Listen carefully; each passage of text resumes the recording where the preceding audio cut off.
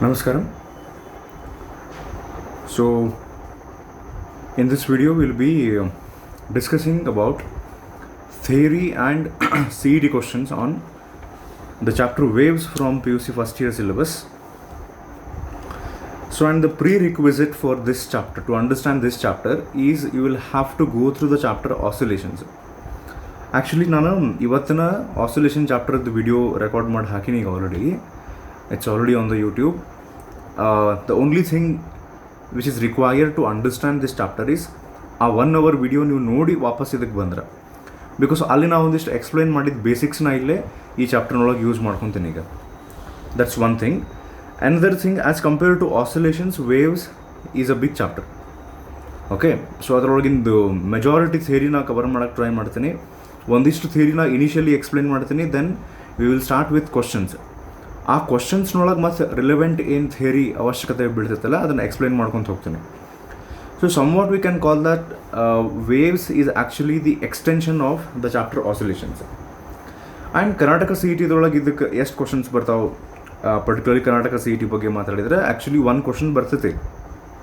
And time gap ಕಡಿಮೆ ಇರೋದ್ರಿಂದ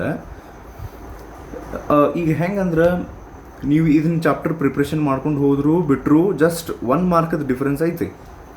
ಅದಕ್ಕೆ ನಾ ಏನಂತೀನಿ, ಬಿಟ್ಟು ಹೋಗೋಕ್ಕಿಂತ, ಈ ಚಾಪ್ಟರ್ ಬಿಟ್ಟು ಹೋಗೋಕ್ಕಿಂತ ನಾನು ಇದು ಥಿಯರಿ ನಾನು ಓದೇ ಇಲ್ಲ ಅಥವಾ ನನಗೆ ಥಿಯರಿ ಇದು ಅರ್ಥ ಆಗೇ ಇಲ್ಲ ಫಸ್ಟಿಗೆ, ಈಗ ಫಸ್ಟ್ ಟೈಮ್, ಓಕೆ, ಅಟ್ಲೀಸ್ಟ್ ನಮ್ಮ ಕಾಲೇಜ್ನ ಸ್ಟೂಡೆಂಟ್ಸಿಗೆ ಇದು ಫಸ್ಟ್ ಟೈಮ್ ಈಗ ವೇವ್ಸ್ದು ಎಕ್ಸ್ಪ್ಲನೇಷನ್ ಅವ್ರು ಕೇಳಾಕತ್ತಿದ್ದು because of some reasons. So ಅದು ಏನೋ ಸಿಚುವೇಶನ್ಸ್ ಇರಲಿ, ಸೊ ಅಟ್ಲೀಸ್ಟ್ ಇಂಟ್ರೆಸ್ಟಿಂಗ್ ಐತಿ ಚಾಪ್ಟರ್. ಟಾಪಿಕ್ಸ್ನ ಎಕ್ಸ್ಪ್ಲೈನ್ ಮಾಡ್ಕೊತ ಹೋಗ್ತೀನಿ, ಜಸ್ಟ್ ನೋಡಿರಿ, ಒಂದು ಸ್ವಲ್ಪ ಟೈಮ್ ಸ್ಪೆಂಡ್ ಮಾಡಿ. ಆ 1 ಮಾರ್ಕ್ ಬರ್ತೈತಿ. ಓಕೆ, ನನಗೆ ಅನಿಸಿದ ಮಟ್ಟಿಗೆ ಈಗ ನಾವು ಕವರ್ ಮಾಡುವಂಥ ಥಿಯರಿ ಪ್ಲಸ್ ನ್ಯೂಮೆರಿಕಲ್ಸ್ ಅದಾವಲ್ಲ, ಸಫಿಷಿಯೆಂಟ್ ವೆರೈಟಿ ಅದಾವೆ. ಆಸಿಲೇಷನ್ಸ್ನೊಳಗೆ ನಾನು ಜಸ್ಟ್ 12 ಕ್ವಶನ್ಸ್ ಸಾಲ್ವ್ ಮಾಡಿದ್ದೆ, that was sufficient variety there. So here actually we will be discussing around 23-24 questions ಬರ್ತಾವೆ ಅನಿಸುತ್ತೆ. ಮೆಜಾರಿಟಿ ವೆರೈಟಿ ಅದರೊಳಗೆ ಕವರ್ ಆಗಿದ್ದೈತಿ. ಆ್ಯಂಡ್ ಥಿಯರಿನೂ ನಾನು ಮತ್ತೆ ಅದ್ರ ಕವರ್ ಮಾಡ್ತೀನಿ. ಸೊ ದ್ಯಾಟ್ಸ್ ವೈ ಇರಲಿ. ಸೊ ಈಗ ನಾವು ಡೈರೆಕ್ಟ್ಲಿ ಕ್ವಶನ್ ಸ್ಟಾರ್ಟ್ ಮಾಡೋಣ. ಅದಕ್ಕೆ ನಂದು ಒಂದು ವಿಚಾರ ಏನಂದ್ರೆ, ಇರೆಸ್ಪೆಕ್ಟಿವ್ ಆಫ್ ಈಗ ಥಿಂಕ್ ಮಾಡಲಾರ್ದನ ನಾ ಈಗ ಎಕ್ಸಾಮ್ ಸಲುವಾಗಿ ಇದನ್ನು ಓದಿದ್ರೆ ನೆನಪಿರ್ತೈತೋ ಇಲ್ಲೋ ಅದೆಲ್ಲ ಬಿಟ್ಟು ಜಸ್ಟ್ ಸುಮ್ಮನೆ ಕೇಳ್ಕೊತ ಹೋಗ್ರಿ. ಇಂಟ್ರೆಸ್ಟಿಂಗ್ ಚಾಪ್ಟರ್ ಐತಿ. So definitely it will be helpful. Okay, so ಮತ್ತು ನಾನು ಲಾಸ್ಟ್ 2 to 3 ಡೇಸ್ ಇದ್ದಾಗ ಎಕ್ಸಾಮಿಗೆ ಮತ್ತೆ ಏನು ಮಾಡಬಹುದು ಅಂತ ಅನ್ನೋದನ್ನು ನಾನು ಆಮೇಲೆ ಮತ್ತೆ ವಿಡಿಯೋ ಮಾಡಿ ಹಾಕ್ತೀನಿ ಅಂದೆ. Okay, so will start with the chapter ನಾವು. ಫಸ್ಟಿಗೆ ನಾನು ಒಂದು ಸ್ವಲ್ಪ ಥಿಯರಿ ಪಾರ್ಟ್ ಇದ್ರೊಳಗಿಂದ ಎಕ್ಸ್ಪ್ಲೈನ್ ಮಾಡ್ಕೊತೀನಿ, ಮತ್ತು ಕ್ವಶನ್ ಸ್ಟಾರ್ಟ್ ಮಾಡೋಣ. ಮತ್ತು ನಡು ಯಾವುದಾರ ಥಿಯರಿ ಬೇಕಂತ ಅನಿಸಿದ್ರೆ ಅಥವಾ ಲಾಸ್ಟಿಗೆ ಯಾವ ಥಿಯರಿ ಟಾಪಿಕ್ಸ್ ಉಳಿದ್ವು ಅಂತ ಅನಿಸಿದ್ರೆ ಮತ್ತೆ ಎಕ್ಸ್ಪ್ಲೈನ್ ಮಾಡೋಕ್ಕೆ ಬರ್ತೈತಿ. ಓಕೆ, ಸೊ ಮೇನ್ಲಿ ಈಗ ವೇವ್ಸ್ ಅಂದ ತಕ್ಷಣ ಆ್ಯಕ್ಚುಲಿ ವೇವ್ ಅಂದ್ರೆ ಏನು ಗೊತ್ತೇನ, ಈಗ ನಾವು ಆಸಿಲೇಷನ್ ಕಲ್ತೀವಿ. ಆಸಿಲೇಷನ್ ಒಳಗೆ ಇನ್ ದ್ಯಾಟ್ ಪರ್ಟಿಕ್ಯುಲರ್ ವಿಡಿಯೋ ನಾನು ಸ್ವಿಂಗದ ಎಕ್ಸಾಂಪಲ್ ತೊಗೊಂಡಿದ್ದೆ ಈ ರೀತಿ. ಓಕೆ, ಈಗ ನಾನು ಅದ್ರ ಬದಲು ಹಿಂಗೊಂದು ಎಕ್ಸಾಂಪಲ್ ತೊಗೊತೀನಿ. ಏನಂದ್ರೆ, consider water surface, for example a lake. ಆ ಲೇಕ್ ಮೇಲೆ ಒಂದು ಥರ್ಮೋಕಾಲ್ ಪೀಸ್ ಹಾಕ್ಯಾರ, ಬೆಂಡ್. ಸೊ ಈಗ ಇದನ್ನು ಡಿಸ್ಟರ್ಬ್ ಮಾಡ್ಯಾರ ಸಮ್ವೇರ್, ಇಲ್ಲೆಲ್ಲೋ ಒಂದು ಕಡೆ ಸ್ಟೋನ್ ಒಗ್ದಾರ. Because of that the water has got disturbed. ಆವಾಗ ಆ ವೈಬ್ರೇಷನ್ ಈ ಥರ್ಮೋಕಾಲ್ ಪೀಸಿಗೆ ರೀಚ್ ಆದ ತಕ್ಷಣ this thermocol piece will start to oscillate. Wave ಇನ್ನೂ ಫಾರ್ಮ್ ಆಗಿಲ್ಲ ಈಗ, oscillate. So this thermocol piece will oscillate such that it has something called as, ಈಗ ಅದಕ್ಕೆ ನಾವು ಅಂತೀವಿ ಮೀನ್ ಪೊಸಿಷನ್, ಇದು extreme position, this is also extreme position. So similar to this ನಾವು actually oscillation ಚಾಪ್ಟರ್ನೊಳಗೆ ಈ ರೀತಿ ಎಕ್ಸ್ಪ್ಲೇನ್ ಮಾಡಿದ್ವಿ, using a simple pendulum or a swing, where this is mean position, extreme position. There are 2 extreme positions and 1 mean position. So instead of swing, it's better to take the example of thermocol in order to understand the wave concept. So here there is only one thermocol which is doing oscillations, or we can say it is executing simple harmonic motion ant karitara. When many such thermocols or many such particles start to oscillate simultaneously, but with different phase. ಏನು different phase ಈಗಿಲ್ಲೇ explain ಮಾಡೋಕ್ಕೆ try ಮಾಡ್ತೀನಿ ನಾನು. ಒಂದು second ಲಕ್ಷ ಕೊಡ್ರಿ. So ಇದು water surface. So ಈ ವಾಟರ್ ಸರ್ಫೇಸ್ ಮೇಲೆ ಮೆನಿ ಪಾರ್ಟಿಕಲ್ಸ್ ಅದಾವ ಅಂತ ತಿಳ್ಕೊರಿ. ಸೊ ಅದು ವಾಟರ್ ಪಾರ್ಟಿಕಲ್ಸ್ ಆಗಿರ್ಬೋದು, ಡಸ್ಟ್ ಪಾರ್ಟಿಕಲ್ಸ್ ಆಗಿರ್ಬೋದು, ಥರ್ಮೋಕಾಲ್ ಆಗಿರ್ಬೋದು, ಈ ರೀತಿ there are many particles. So ಈಗ ನಾವು ಇಲ್ಲೋ ಒಂದು ಕಡೆ ಸ್ಟೋನ್ ಒಗೆದ್ವಿ ವಾಟರ್ನಾಗ. So slowly all these particles will start getting that disturbance and they will start to oscillate. ಇದರೊಳಗೆ ಫಸ್ಟಿಗೆ ಈ ಪಾರ್ಟಿಕಲ್ ಆಸಿಲೇಷನ್ ಮಾಡೋಕ್ಕೆ ಸ್ಟಾರ್ಟ್ ಮಾಡ್ತೈತೆ. So this will start to oscillate. It will reach a particular extreme position. It will come back to its mean position, then it will go to the negative extreme position and come back. ಈ ರೀತಿ ಆಗ್ತದೆ ಯಾವುದು first particle. After some time this will start to oscillate. After some time this will start to oscillate. But the thing is all will be having the same amplitude. All will reach the same extreme position because they are ಏನ್ರಿ simultaneously disturbed. ಸ್ವಲ್ಪ time gap ಇರ್ತೈತಿ. But ಇದು wave ಗತೆ ಯಾವಾಗ ಆಗ್ತೈತಿ ಅಂದರೆ when will this look like a wave. Actually wave is nothing but many particles oscillating simultaneously. Many particles oscillating simultaneously. ಭಾಳಷ್ಟು particles ಒಮ್ಮೆ ಆಸಿಲೇಷನ್ ಮಾಡೋಕತ್ತರ ನಾವು ಅದಕ್ಕೆ ವೇವ್ ಅಂತ ಕರಿತೀವಿ. ಸೊ ಇದು ವೇವ್ ಯಾವ ರೀತಿ ಫಾರ್ಮ್ ಆಗ್ತೈತಿ ಅಂದ್ರೆ ಈಗ ಲೈಕ್ ನೋಡ್ರಿ, ಇದು ಫಸ್ಟ್ ಪಾರ್ಟಿಕಲ್ ಐತಲ್ಲ, let us say it has reached its extreme position, but the second particle is still about to reach its extreme position. The third particle, which gets disturbed a little bit later, is at this position. Okay, next the next particle somewhere ಇಲ್ಲಿ ತಗೊಂತೀನಿ. Next particle ಇದಿನ್ನೂ oscillate ಆಗಕ್ಕೆ start ಆಗಿಲ್ಲ. ಅವಾಗ ಒಂದು ಕೆಲಸ ಮಾಡೋಣ, ನಾವು ಇವಿಷ್ಟನ್ನು ನಾನು join ಮಾಡ್ತೀನಿ ಈ ರೀತಿ. All these are actually performing oscillation by their own, but ಇದೊಂದು ಬೇರೆ ಫೇಸ್ನೊಳಗೈತಿ. It has already reach its extreme position. This particle is still at mean position. ಇವೆಲ್ಲ ಒಂದು ಕಡೆ ಇಂಟರ್ಮೀಡಿಯೇಟ್ ಅದಾವೆ. ಈ ರೀತಿ ಹಾಕೋಂಥ ಸಿಚುವೇಶನ್ ಒಂದು ಕಡೆ ಹೆಂಗೆ ಕ್ರಿಯೇಟ್ ಆಗ್ತೈತಿ ಅಂದ್ರೆ ಫೈನಲಿ ಎಲ್ಲ when all the particle start to oscillate, ಆ ಡಿಸ್ಟರ್ಬೆನ್ಸ್ ಹಿಂಗೆ ಪ್ರೊಪಗೇಟ್ ಹಾಕೋಂತ ಹೋಗ್ತೈತಿ. ದೆನ್ ಒಂದು ಸಿಚುವೇಶನ್ ಹೆಂಗೆ ಆಗ್ತೈತಿ ಅಂದರೆ, ಸೊ ಈಗ ನಾವು ಒಂದು ಕೆಲಸ ಮಾಡೋಣ, ಬೇಕಾದ್ರೆ ಈ ಕಡೆಯಿಂದ ನಂಬರ್ ಹಾಕ್ಕೊಂಬರ್ತೀನಿ ಪಾರ್ಟಿಕಲ್ಸಿಗೆ. ಸೊ ಹಿಂಗೆ ಹಾಕ್ಕೊಂಡು ಬಂದರೆ, ಸೊ ಇದು ಫಸ್ಟ್ ಪಾರ್ಟಿಕಲ್ ಇದು ತನ್ನ ಎಕ್ಸ್ಟ್ರೀಮ್ ಪೊಸಿಷನ್ ಒಳಗೈತಿ. ಸೆಕೆಂಡ್ ಪಾರ್ಟಿಕಲ್ ಇಲ್ಲೈತಿ. Third particle, okay, fourth particle, fifth particle ಕೆಳಗೆ ಹೊಂಟೈತೆ ಅಂತಿಕೋರಿ. ಈ ರೀತಿ ಇದು ಹಿಂಗೆ ಇದನ್ನು ನಾವು ಹಿಂಗೆ ಜಾಯಿನ್ ಮಾಡ್ಕೊತ ಹೋದರೆ you can see that this is somewhat looking like a wave. ಹಿಂಗೆ ನಾನು ಇಂಟರ್ಮೀಡಿಯೇಟ್ ಮತ್ತೊಂದು ಸ್ವಲ್ಪ ಪಾರ್ಟಿಕಲ್ಸ್ ಇಲ್ಲೇ ಡ್ರಾ ಮಾಡಿದ್ರೆ ನಾವು ಇನ್ ಬಿಟ್ವೀನ್ ಸ್ವಲ್ಪ ಗ್ಯಾಪ್ ಬಿಟ್ಟಿವಿ ನೋಡ್ರಿ ಇಲ್ಲೇ. ಸೊ ಇಲ್ಲಿ ಭಾಳಷ್ಟು ಪಾರ್ಟಿಕಲ್ಸ್ನ ಹಿಂಗೆ ಡ್ರಾ ಮಾಡ್ಕೊತ ಹೋದರೆ when all those particles start to oscillate on their own. ಈಗ these particles do not know that they are actually forming a wave. They are vibrating on their own. All the particles are vibrating on their own, but time gap ಇರೋದ್ರಿಂದ they are vibrating in different phases, different state of vibration. So ಹೀಗಾಗಿ ಭಾಳಷ್ಟು particles ಇದ್ದಾಗ ultimately it starts looking like this. So ಇದಕ್ಕೇನು better ಬೇಕಾದ್ರೆ ಈ type ತೊಗೊಂಡು ಹಿಂಗೆ ಈ ರೀತಿ ಅದು ಕಾಣಿಸುತ್ತೆ.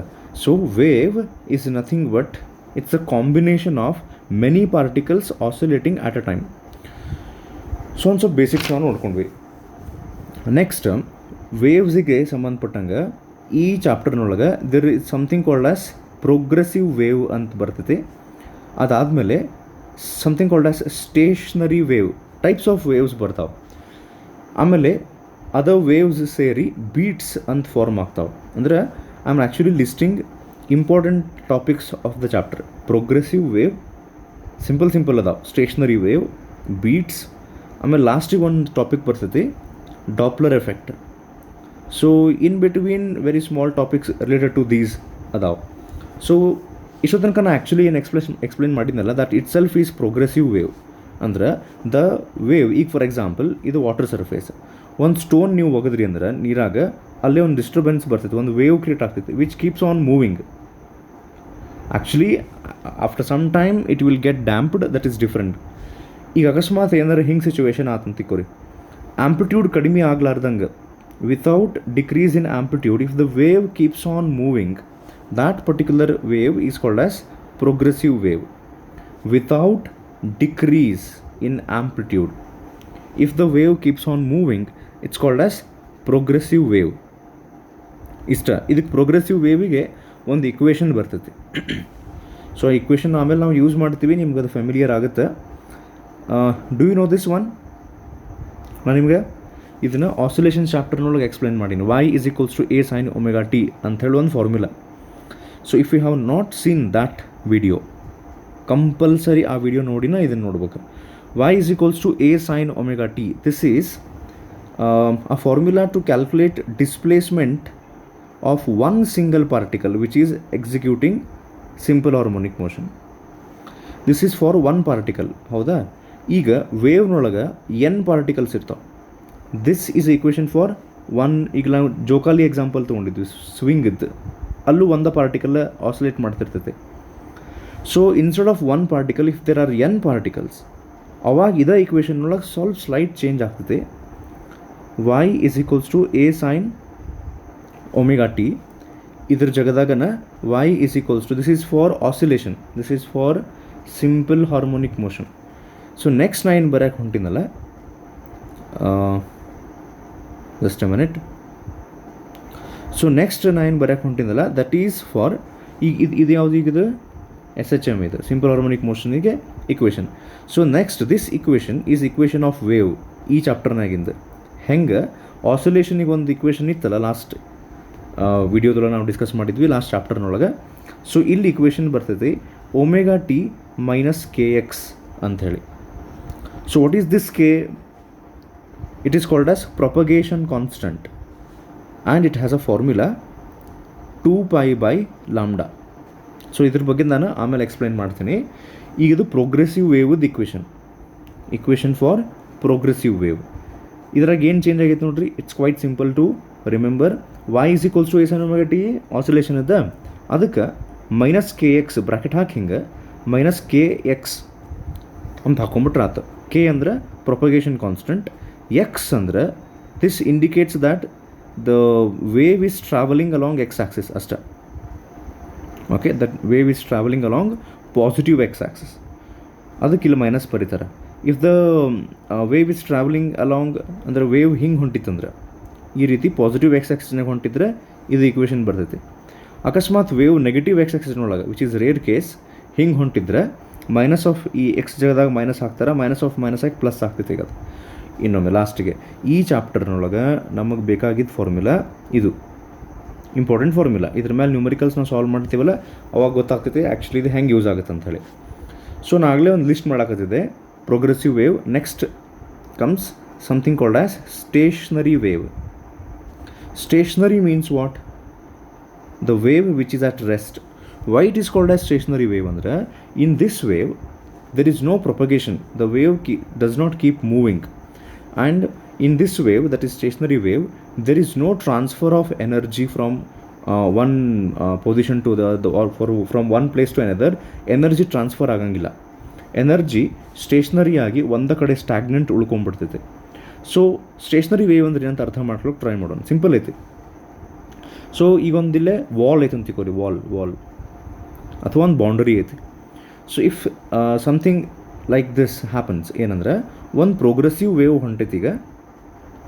ಸೊ ಅದು ಒಂದು ಬೌಂಡರಿಗೆ ಬಡದೆ, if it gets reflected back on itself, ಅಂದ್ರೆ ವಾಪಸ್ ಆ ವೇವ್ ತನ್ನ ಮೇಲೆ ತಾನು ಹಿಂಗೆ ರಿಫ್ಲೆಕ್ಟ್ ಆಗಿ ಬಂತು.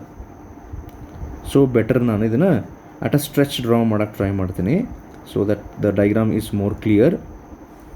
ಈಗ ಇದು ಒಂದು wave ಬಡ್ದು, if it interferes on itself, the same wave interferes on itself, then there are chances that this wave will form a stationary wave. ಹೆಂಗಿರ್ತೈತೆ ಸ್ಟೇಷನರಿ ವೇವ್ ನೋಡೋಕೆ ಹೆಂಗಿರ್ತೈತಿ, ಅದ್ರದ್ದು ಕ್ಯಾರೆಕ್ಟರ್ಸ್ ಏನು, ಭಾರಿ ಇಂಟ್ರೆಸ್ಟಿಂಗ್ ಐತದೆ ಆ್ಯಕ್ಚುಲಿ. ಈಗ ಲೈಕ್ ನಾವು ಆಗಲೇ ನೋಡಿದ್ವಿ, in case of progressive wave ನಾವೊಂದು ಕ್ವಶನ್ ಕೇಳ್ತೀನಿ, ಪ್ರೋಗ್ರೆಸಿವ್ ವೇವ್ ಅಂದ್ರೆ ಏನು, ಅಥವಾ ಒಂದು ವೇವ್ ಅಂದ್ರೆ ಏನು ಆಗಲೇ ಹೇಳಿದ್ನಲ್ಲ, it is nothing but many particles N number of particles which are oscillating simultaneously. ಹೌದಾ, ಇದೊಂದು ಪ್ರೋಗ್ರೆಸಿವ್ ವೇವ್. ಇದರೊಳಗೆ ಭಾಳಷ್ಟು ಪಾರ್ಟಿಕಲ್ಸ್ ಇರ್ತಾವೆ, ಅವೆಲ್ಲ ಸೇರಿ ಒಮ್ಮೆ ಆಸಿಲೇಷನ್ ಮಾಡ್ತಿರ್ತಾವೆ, ಬಟ್ ಬೇರೆ ಬೇರೆ ಫೇಸ್ನಾಗ ಇರ್ತಾವೆ. ಬೇರೆ ಬೇರೆ ಫೇಸ್ನಾಗ ಅಂದ್ರೇನು? ಫಾರ್ ಎಕ್ಸಾಂಪಲ್ ಈ ಪಾರ್ಟಿಕಲ್ ನೋಡ್ರಿ, ಇದು ಕ್ರಸ್ಟ್ನೊಳಗೈತೆ, ಪಾಸಿಟಿವ್ ಆಂಪ್ಲಿಟ್ಯೂಡ್. ಇನ್ನೊಂದು ಪಾರ್ಟಿಕಲ್ ಅದ ಸೇಮ್ ಟೈಮ್ನೊಳಗೆ ಟ್ರಫ್ನೊಳಗಿರುತ್ತೆ. ಈಗ ನೀವು ಹೋಗಿ ಈ ಪಾರ್ಟಿಕಲ್ಸಿಗೆ ಹೋಗಿ ಕೇಳ್ರಿ, if for this particle the amplitude is 5 centimeter, for this particle also amplitude will be 5 centimeter. For this particle also amplitude will be 5 centimeter. ಆದರೆ ಇನ್ನೂ ತನಕ ಅದು ಆಂಪ್ಲಿಟ್ಯೂಡ್ಗೆ ರೀಚ್ ಆಗಿಲ್ಲ. After some time it will reach here. So here there is no partiality. In case of progressive wave there is no partiality. ಹಂಗೆ example use ಮಾಡಾಕತ್ತೀನಿ ನಾ partiality ಅನ್ನೋ word. Each particle is treated the same. ಎಲ್ಲ particle 5 centimetre amplitude reach ಆಗಿ ಮತ್ತು ವಾಪಸ್ ಕೆಳಗೆ ಬಂದು, ಮತ್ತು ನೆಗೆಟಿವ್ ಆಂಪ್ಲಿಟ್ಯೂಡ್ 5 ಸೆಂಟಿಮೀಟರ್ ರೀಚ್ ಆಗಿ ಮತ್ತೆ ಬಂದು, ಮತ್ತೆ ಮೇಲೆ ಹೋಗಿ, ಮತ್ತೆ ಕೆಳಗೆ ಬಂದು, ಮತ್ತು ಹಿಂಗೆ ಹಿಂಗೆ ಹಿಂಗೆ ಮೂವ್ ಹಾಕ್ಕೊಂತಿರ್ತಾವೆ each particle in a progressive wave. Stationary ವೇವ್ನೊಳಗೆ, in case of stationary wave, each particle it suffers partiality. ಇದು ಸಿಲೆಬಸ್ನೊಳಗೆ ಎಲ್ಲೂ ಇರಂಗಿಲ್ಲ ಹಿಂಗೆ ಪಾರ್ಶಾಲಿಟಿ ಅಂತ. ನಾನು ಎಕ್ಸ್ಪ್ಲೈನ್ ಮಾಡೋಕೆ ಒಂದು ಹಂಗೆ ಎಕ್ಸಾಂಪಲ್ ತೊಗೊಳಕತ್ತೀನಿ. ಸೊ ಈಗ ನೋಡ್ರಿ, ಈ ಸ್ಟೇಷ್ನರಿ ವೇವ್ ಹೆಂಗೆ ಇರ್ತೈತೆ ಅಂತ ಹೇಳ್ತೀನಿ. So somewhat stationary wave ಈ ರೀತಿ ಕಾಣಿಸುತ್ತೆ. ನೆಕ್ಸ್ಟ್ ಇಲ್ಲೇ ಇನ್ನೊಂದು ನಾನು ಬ್ಲ್ಯಾಕ್ ಲೈನಿಂದ ಇನ್ನೊಂದು ಯೂಸ್ ಮಾಡ್ಕೊತೀನಿ. ಇದು ಬ್ಲ್ಯಾಕ್ ಲೈನ್ ಏನಂತ ಆಮೇಲೆ ನೋಡೋಣಂತ. ಸೊ ಫಸ್ಟಿಗೆ ನೀವು ರೆಡ್ ಕಡೆ ಎಷ್ಟು ಫೋಕಸ್ ಮಾಡಿರಿ. ಈಗ ನಾನು ಒಂದಿಷ್ಟು ಪಾಯಿಂಟ್ಸ್ ಮಾರ್ಕ್ ಮಾಡ್ತೀನಿ ಇಲ್ಲಿ. ಓಕೆ, ಇದು ಆ್ಯಕ್ಚುಲಿ ಫಸ್ಟ್ ಆಫ್ ಆಲ್ ನಾ ಇಲ್ಲೇ ಡ್ರಾ ಮಾಡಿದ್ದು ಯಾವುದಿದೆ, this is whatever I have drawn here, this is a stationary wave. Okay, so ಇಲ್ಲೇ ನಾನು ಮಾರ್ಕ್ ಮಾಡ್ಕೊಂತ ಹೋಗ್ತೀನಿ ಒಂದಿಷ್ಟು ಬ್ಲೂ ಕಲರ್ನಿಂದ. ಸೊ ಇದು ಬ್ಲೂ ಕಲರ್ನಿಂದ ನಾನು ಏನು ಮಾರ್ಕ್ ಮಾಡಿನಲ್ಲ, it is called these are called as nodes. ಇಲ್ಲಿ ನೋಡ್ರಿ, ಇವಕ್ಕೇನಂತಾರೆ ನೋಡ್ ಅಂಥೇಳಿ. ಓಕೆ, ಹೋಗಲಿ. ನೆಕ್ಸ್ಟ್ ಇನ್ನೊಂದಿಷ್ಟು ಮಾರ್ಕ್ ಮಾಡ್ತೀನಿ ನಾನು ಇಲ್ಲಿ, ಇನ್ನೊಂದಿಷ್ಟು ಪೊಸಿಷನ್ಸ್ ಮಾರ್ಕ್ ಮಾಡ್ತೀನಿ. ಸ್ವಲ್ಪ ಲೈಟ್ ಬ್ಲೂ ಕಲರ್ ಅಥವಾ ಸ್ವಲ್ಪ ಕಲರ್ ಚೇಂಜ್ ಮಾಡ್ಕೊಂಬಿಡೋಣ, ಇದನ್ನು ಸ್ವಲ್ಪ ಗ್ರೀನ್ ತೊಗೊಳ್ಳೋಣಂತ. ಓಕೆ, ಇಲ್ಲೇ ಗ್ರೀನ್ನ ಮಾರ್ಕ್ ಮಾಡಿನಲ್ಲ. So these are called as antinodes, ಅಂದರೆ opposite to that of nodes ಅಂತ. ಆ್ಯಂಟಿ ನೋಡ್ಸ್, ಇದು ಸ್ವಲ್ಪ ಲೈಟ್ ಕಲರ್ ಆತ, but still hopefully you are able to see. Antinodes and antinodes ಅಂತ form ಆಗ್ತಾವೆ ಎಲ್ಲೇ in case of stationary wave. ಇವು ಒಂದಿಷ್ಟು ಸ್ಪೆಷಲ್ ಪೊಸಿಷನ್ಸ್. ಸೊ ನಾನು ಇಲ್ಲೇ ಒಂದು ಕೆಲಸ ಮಾಡ್ತೀನಿ, ಒಂದಿಷ್ಟು ಪಾರ್ಟಿಕಲ್ಸ್ ಮಾರ್ಕ್ ಮಾಡ್ತೀನಿ. ಸೊ ಫಸ್ಟ್ ಪಾರ್ಟಿಕಲ್ ಇಲ್ಲೇ ಮಾರ್ಕ್ ಮಾಡಿದೆ, it is at the position of node. Second particle ಇಲ್ಲೈತಿ. Third particle, first particle, second particle, third particle, fourth particle is at the antinode. ಈಗ ನಾವೇನು ಮಾಡೋಣ, ಇವು 4 ಪಾರ್ಟಿಕಲ್ಸಿಗೆ ಸಪ್ರೇಟಾಗಿ ಕರೆದು ಮಾತಾಡ್ಸೋಣಂತ, ಏನು ಸಿಚುವೇಶನ್ ಐತೆ ಅದ್ರದ್ದು ಅಂಥೇಳಿ. ಸೊ ಈ 1 2 3 4 ಪಾರ್ಟಿಕಲ್ಸನ್ನು ಸಪ್ರೇಟ್ ಕನ್ಸಿಡರ್ ಮಾಡ್ತೀನಿ. ಸ್ವಲ್ಪ ನೆನ್ಪಿಟ್ಕೋರಿ, ಫಸ್ಟ್ ಪಾರ್ಟಿಕಲ್ ಈಸ್ ಆಟ್ ನೋಡ್. ಇವಕ್ಕೆ ನೋಡ್ ಆ್ಯಂಡ್ ಆ್ಯಂಟಿ ನೋಡ್ ಪೊಸಿಷನ್ಸ್ ಅಂತ ಕರೀತಾರೆ. ಹಂಗಂದ್ರೆ ಏನಂತ ಹೇಳ್ತೀನಿ. ಓಕೆ, ಈಗ ನೋಡಿರಿ, ನಾನು ಫಸ್ಟ್ ಪಾರ್ಟಿಕಲ್ ಕರಿತೀನಿ, ಇಟ್ ಈಸ್ ಪ್ರೆಸೆಂಟ್ ಆಟ್ ನೋಡ್. ಫೋರ್ತ್ ಪಾರ್ಟಿಕಲ್ ಈಸ್ ಪ್ರೆಸೆಂಟ್ ಆಟ್ ಆ್ಯಂಟಿ ನೋಡ್. Second and third particle somewhere intermediate ಅದಾವ ಈಗ ಅವು. ಹೌದಾ, ಈಗ ಇವ 4 ಪಾರ್ಟಿಕಲ್ಸ್ ಏನಾರ ನಮ್ಮದು ಫಸ್ಟಿಗೆ ಹೇಳಿದ್ನಲ್ಲ ನಾರ್ಮಲ್ ವೇವ್ ಅಂದ್ರೆ ಒಂದು, ಪ್ರೋಗ್ರೆಸಿವ್ ವೇವ್ ಅಂದ್ರೆ ಒಂದು. ಪ್ರೋಗ್ರೆಸಿವ್ ವೇವ್ನೊಳಗೆ ಏನಾರ ಈ 4 ಪಾರ್ಟಿಕಲ್ಸ್ ಪ್ರೆಸೆಂಟ್ ಇದ್ದರೆ, all these 4 particles would have first particle, second particle, third particle and fourth particle, all of them would have same amplitude.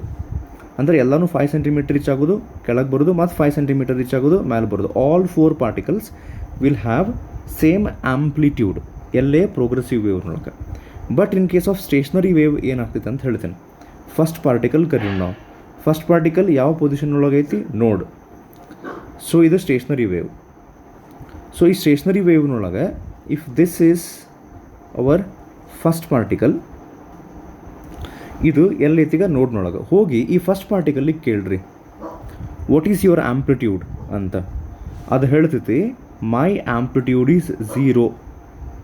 ಎದಕ್ಕಂದ್ರೆ ಯಾವ ಪಾರ್ಟಿಕಲ್ ಈ ನೋಡ್ ಅನ್ನುವಂಥ ಪೊಸಿಷನ್ ಒಳಗಿರುತ್ತಲ್ಲ ಅದು ವೈಬ್ರೇಟ ಆಗ್ತಿರಂಗಿಲ್ಲ. There is no vibration. Always the particle which is present at the node position it cannot oscillate, it will not be vibrating. ಇದು stationary ವೇವ್ನೊಳಗೆ ಹಿಂಗಿರ್ತಾವೆ. ಪ್ರೋಗ್ರೆಸಿವ್ ವೇವ್ನೊಳಗೆ ಎಲ್ಲನೂ ಸೇಮ್ ಆ್ಯಂಪ್ಲಿಟ್ಯೂಡ್ನಿಂದ ಆಸಿಲೇಟ್ ಆಗ್ತಿರ್ತಾವೆ ಪ್ರೋಗ್ರೆಸಿವ್ನಾಗ, but not in the case of stationary wave.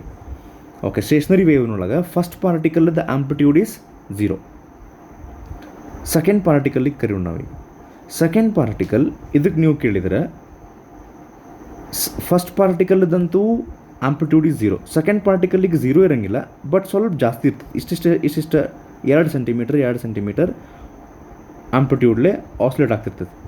Third particle ಇನ್ನು ಸ್ವಲ್ಪ extra amplitude 3 centimetre third particle. Fourth particle which is at the position which is called as antinode, it will be oscillating with maximum amplitude. ಇಲ್ಲಿ partiality ಐತದಲ್ಲ ರೀ, ಈಗ first ಪಾರ್ಟಿಕಲ್ಗೆ amplitude ಬೇರೆ, second ಪಾರ್ಟಿಕಲ್ಗೆ amplitude ಬೇರೆ, ಥರ್ಡ್ಗೆ ಬೇರೆ, ಫೋರ್ತ್ಗೆ ಬೇರೆ.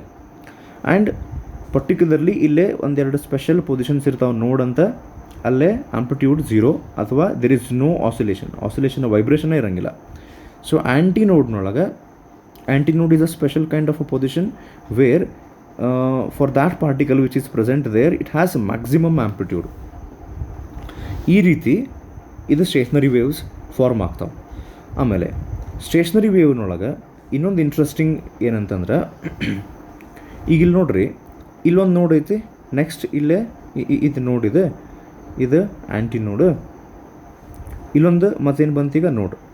ಸೊ ಇದು ಆಸಿಲೇಟ್ ಆಗಂಗಿಲ್ಲ, ಇದು ಆಸಿಲೇಟ್ ಆಗಂಗೇ ಇಲ್ಲ. ಅಂದ್ರೆ ಈ ಸೆಕ್ಷನ್ನಿಂದ ಈ ಸೆಕ್ಷನ್ನಿಗೆ ಎನರ್ಜಿ ಟ್ರಾನ್ಸ್ಫರ್ ಆಗಂಗೇ ಇಲ್ಲ ಈಗ, ಯಾಕಂದ್ರೆ ಇವು ನಿಂತಬಿಟ್ಟಿರ್ತಾವಲ್ಲ, they are not transferring energy. So ಅದಕ್ಕೆ ಸ್ಟೇಷ್ನರಿ ವೇವ್ ಅಂತ ಕರೀತಾರೆ. ಅದಕ್ಕೆ ಎನರ್ಜಿ ಟ್ರಾನ್ಸ್ಫರ್ ಆಗಂಗಿಲ್ಲ, ಪ್ರೊಪಗೇಷನ್ ಇರಂಗೇ ಇಲ್ಲ, ಡಿಸ್ಟರ್ಬೆನ್ಸಿದ್ದು. ನೆಕ್ಸ್ಟ್ ಇನ್ನೊಂದು ಏನಂದ್ರೆ, ಇವಿಷ್ಟು ಪಾರ್ಟಿಕಲ್ಸ್ ಇರ್ತಾವಲ್ಲ ಎಲ್ಲನೂ ಸೇಮ್ ಫೇಸ್ನಾಗ ಇರ್ತಾವೆ.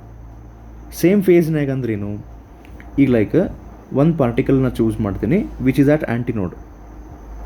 ಸೊ ಆ್ಯಂಟಿನೋಡ್ನಾಗ ಇರೋಂಥ ಈ ಪಾರ್ಟಿಕಲಿಗೆ ಹೋಗಿ ಕೇಳ್ರಿ, ನೀ ಎಲ್ಲದಿ ಅಂತ ಕೇಳಿದರೆ I am at my amplitude ಅಂತ ಹೇಳ್ತೈತಿ. ಈ ಪಾರ್ಟಿಕಲಿಗೆ ಕೇಳಿದರೆ, ಈಗ ಆ್ಯಂಟಿನೋಡ್ನೊಳಗಿರೋಂಥ ಪಾರ್ಟಿಕಲ್ ಆ್ಯಂಪ್ಲಿಟ್ಯೂಡ್ನಾಗ ಅಂದ್ರೇನು ಅದ್ರದ್ದು ಮ್ಯಾಕ್ಸಿಮಮ್ ಡಿಸ್ಪ್ಲೇಸ್ಮೆಂಟ್ನಾಗಿದ್ದರೆ, ಅಟ್ ದ ಸೇಮ್ ಟೈಮ್ ಈ ಪಾರ್ಟಿಕಲ್ಲು ಆ್ಯಂಪ್ಲಿಟ್ಯೂಡ್ನಾಗೆ ಇರುತ್ತೆ, ಬಟ್ ಇದರ ಆ್ಯಂಪ್ಲಿಟ್ಯೂಡ್ ಸ್ವಲ್ಪ ಸಣ್ಣದೈತಿ. ಅಂದ್ರೆ when this particle is at its maximum, this particle is also at its maximum at the same time. This particle also reaches its maximum at the same time. This particle also reaches its maximum. ಅಂದರೆ ಬೇರೆ ಬೇರೆ ಪಾರ್ಟಿಕಲ್ಲಿಗೆ ಬೇರೆ ಬೇರೆ maximum ಅದಾವೆ, but ಎಲ್ಲನೂ ತಮ್ಮ ಮ್ಯಾಕ್ಸಿಮಮನ್ನು ಒಂದೇ ಟೈಮ್ನಾಗ ರೀಚ್ ಆಗಿರ್ತಾವೆ. ಸೊ ಇದಕ್ಕೆ ಒಂದು ಸೆಗ್ಮೆಂಟ್ ಅಂತ ಕರಿತೀವಿ ನಾವು, ನೋಡ್ನಿಂದ ನೋಡಿಗೆ. ನೆಕ್ಸ್ಟ್ ಸೆಗ್ಮೆಂಟ್ ಇರ್ತೈತಲ್ಲ, ಈ ಪಾರ್ಟಿಕಲ್ಸ್ ಔಟ್ ಆಫ್ ಫೇಸ್ ಇರ್ತಾವೆ. ಇವು ಕಂಪ್ಯಾರಿಸನ್ ಮಾಡಿದರೆ ಔಟ್ ಆಫ್ ಫೇಸ್ ಅಂದ್ರೇನು, ಇಫ್ ಈ ಸೆಗ್ಮೆಂಟ್ನಾಗಿರುವಂಥ ಎಲ್ಲ ಪಾರ್ಟಿಕಲ್ಸ್ ಪಾಸಿಟಿವ್ ಆ್ಯಂಪ್ಲಿಟ್ಯೂಡ್ ರೀಚ್ ಆಗಿದ್ರೆ, ಅದ್ರದ್ದು ನೆಕ್ಸ್ಟ್ನೊಳಗಿರುವಂಥ ಎಲ್ಲನೂ ನೆಗೆಟಿವ್ ಆ್ಯಂಪ್ಲಿಟ್ಯೂಡ್ ಅದರ್ ಟೈಮ್ನೊಳಗೆ ಹೋಗಿರ್ತಾವೆ. ಈ ರೀತಿ ನೆಕ್ಸ್ಟ್ ಫಸ್ಟ್ ಸೆಗ್ಮೆಂಟ್ದೆಲ್ಲ ಕೆಳಗೆ ಬರ್ತಾವೆ, ಸೆಕೆಂಡ್ ಸೆಗ್ಮೆಂಟ್ದೆಲ್ಲ ಮೇಲೆ ಬರ್ತಾವೆ ಸ್ವಲ್ಪ ಹೊತ್ತು ಬಿಟ್ಟು, ಮತ್ತು ಥರ್ಡ್ ಸೆಗ್ಮೆಂಟಿದ್ದು ಹಿಂಗೆ ಕೆಳಗೆ ಮೇಲೆ ಅಂದ್ರೆ ಒಮ್ಮೆ ಇಲ್ಲಿರ್ತಾವೆ ಇಷ್ಟು, ಒಮ್ಮೆ ಇಲ್ಲಿರ್ತಾವೆ. ಆಮೇಲೆ ಈ ಸೆಗ್ಮೆಂಟಾಗಿನೂ ಯಾವಾಗ ಮ್ಯಾಲೆ ಇರ್ತಾವಲ್ಲ ಅದ್ರ ಬಾಜು ಎರಡು ಕಡೆ ಇಲ್ಲೇ ಕೆಳಗಿರ್ತಾವೆ. ಸೊ ಆ ರೀತಿ ಇದು ಮೂವ್ ಹಾಕೋಂತ ಹೋಗ್ತದೆ. This is called a stationary wave because there is no transfer of energy.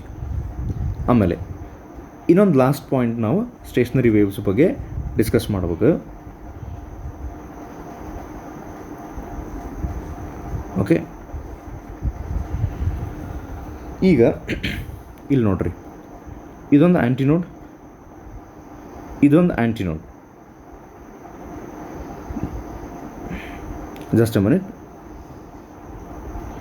Okay, so ಈಗ ಇಲ್ಲಿ ಆ್ಯಕ್ಚುಲಿ ಸೆಂಟರ್ನೊಳಗೆ ಇನ್ನೊಂದು ಆ್ಯಂಟಿನೋಡ್ ಐತಿ, ಅದ್ರ ಕಡೆ ನಾನು ವಾಪಸ್ ಬರ್ತೀನಿ. ಈಗ ಇಲ್ಲಿಂದ ಇಲ್ಲೇ ಡಿಸ್ಟೆನ್ಸ್ ಎಷ್ಟೈತೆ ನೋಡ್ರಿ. ಈಗ ಲೈಕ್ ನಾವು ಇಲ್ಲಿಂದ ಸ್ಟಾರ್ಟ್ ಮಾಡಿದರೆ, ಹಿಂಗೆ ನಾರ್ಮಲ್ ಒಂದು ವೇವ್ನಾಗ ಹೇಳ್ತಿರ್ತೀವಿ ನೋಡ್ರಿ ನಾವು, from one crest to another crest ಅಂಥೇಳಿ. ಆ್ಯಕ್ಚುಲಿ ಇದು ಡಿಸ್ಟೆನ್ಸ್ ಐತಿ ಲಾಮ್ಡಾ. ಆದ್ರೆ ಇವೆರಡು ನೋಡು ಮತ್ತೊಂದು ಆ್ಯಂಟಿ ನೋಡ್ ಐತಿ ಈಗಲ್ಲಿ. ಸೊ ಇದು ಸ್ವಲ್ಪ ಎಕ್ಸ್ಟ್ರಾ ಎಕ್ಸ್ಪ್ಲನೇಷನ್ ಏನು ಬೇಡ, ಕನ್ಫ್ಯೂಸ್ ಮಾಡೋದು ಬೇಡ, ಡೈರೆಕ್ಟ್ಲಿ ಪಾಯಿಂಟಿಗೆ ಬರ್ತೀನಿ ನಾನು ಏನಂಥೇಳಿ. ಈಗ ಒಂದು ಆ್ಯಂಟಿ ನೋಡ್ನಿಂದ ಇನ್ನೊಂದು ಆ್ಯಂಟಿ ನೋಡಿಗೆ ಆ್ಯಕ್ಚುಲಿ ನಾವು ಇಲ್ಲಿಂದ ಇಲ್ಲಿ ತೊಗೊಂಡ್ರೆ ಎಷ್ಟು ಇರ್ತೈತೆ ಡಿಸ್ಟೆನ್ಸ್? ಲಾಮ್ಡಾ ಇರ್ತೈತಿ, ಹೌದಾ? ಈಗ ನಮಗೆ ಲಾಮ್ಡಾ ಬೇಡಪ್ಪ, ಇಲ್ಲಿಂದ ಇಲ್ಲೇ ಬೇಕು.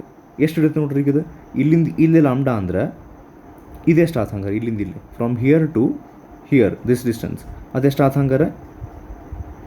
Lambda by 2. So always from one antinode to the next ಆ್ಯಂಟಿ ನೋಡ್ the distance is always lambda by 2. Similarly, from one node to another node, next node or this node, ಯಾವುದೇ ಇರಲಿ, again the distance is lambda by 2.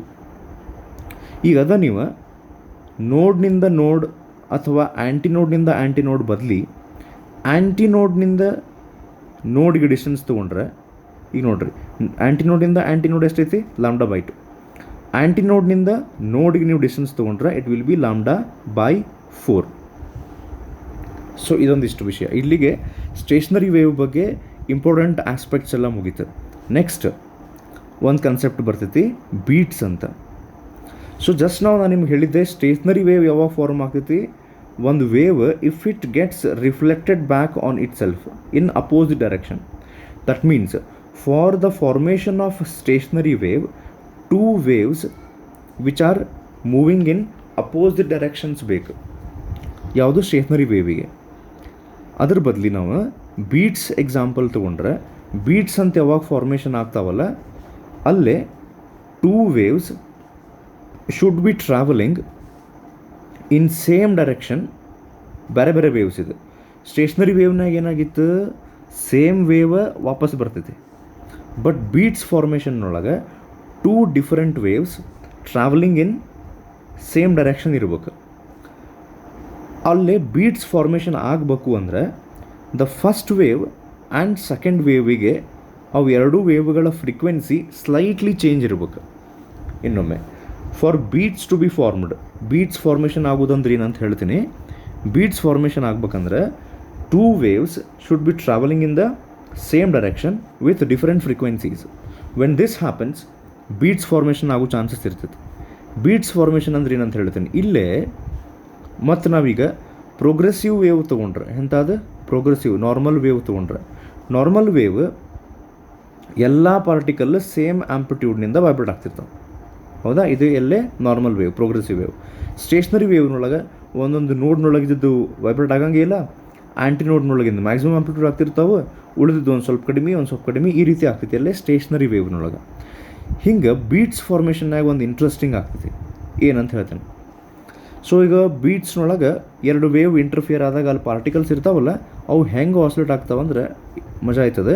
So ಈಗ ಒಂದು particle ತಗೋರಿ, ಇಲ್ಲಿ beats formation ಆಗೈತೆ ಅಂತ ತಿಕ್ಕೋರಿ. ಈಗ two waves travelling in the same direction with slightly different frequencies interfere ಆಗ್ಯಾವ. ಸೊ ಫಸ್ಟ್ ಪಾರ್ಟಿಕಲ್ ಇದು ಹೆಂಗೆ ಆಗ್ತೈತೆ ಅಂದ್ರೆ ಈಗ ಇದ್ರದ್ದು ವೈಬ್ರೇಷನ್ ಹೆಂಗೆ ಆಗ್ತೈತೆ ನೋಡ್ರಿ. ಸ್ಟಾರ್ಟಿಂಗ್ ಪಾರ್ಟಿಕಲ್ ಸುಮ್ ಕೊಡ್ತೈತಿ, then it will start to oscillate. It will slowly increase its amplitude, increase. It will reach a maximum. Then again amplitude ಅದರದ್ದು ಕಡಿಮೆ ಹಾಕೊಂತ ಸ್ಟಾಪ್ ಆಗ್ತೈತಿ. ಇನ್ನೊಮ್ಮೆ ನೋಡ್ರಿ ಎಲ್ಲಿರ್ತೈತಿ ಹಿಂಗೆ ಹಾಕೊಂತ ಪ್ರತಿ ಸರ್ತಿ ಆಸ್ಲೇಟ್ ಆಗೋಗ್ಬೇಕಾದ್ರೆ ಹೈಯರ್ ಆ್ಯಂಪ್ಲಿಟ್ಯೂಡ್ ರೀಚ್ ಆಗ್ತೈತಿ. ಹಂಗೊಂದು ಮ್ಯಾಕ್ಸಿಮಮ್ ರೀಚ್ ಆದಮೇಲೆ ಮತ್ತು ವಾಪಸ್ ಕಡಿಮೆ ಹಾಕೊಂತ ಬರುತ್ತೆ. ಹಿಂಗೆ ಪ್ರತಿ ಪಾರ್ಟಿಕಲ್ಲು ಹಂಗೆ ಮಾಡ್ತಿರ್ತಾವೆ, ಆದರೆ ಬೇರೆ ಬೇರೆ ಫೇಸ್ನಾಗ ಇರ್ತಾವೆ ಅವು. ಹೆಂಗೆ ಅಂತ ಹೇಳ್ತೇನೆ.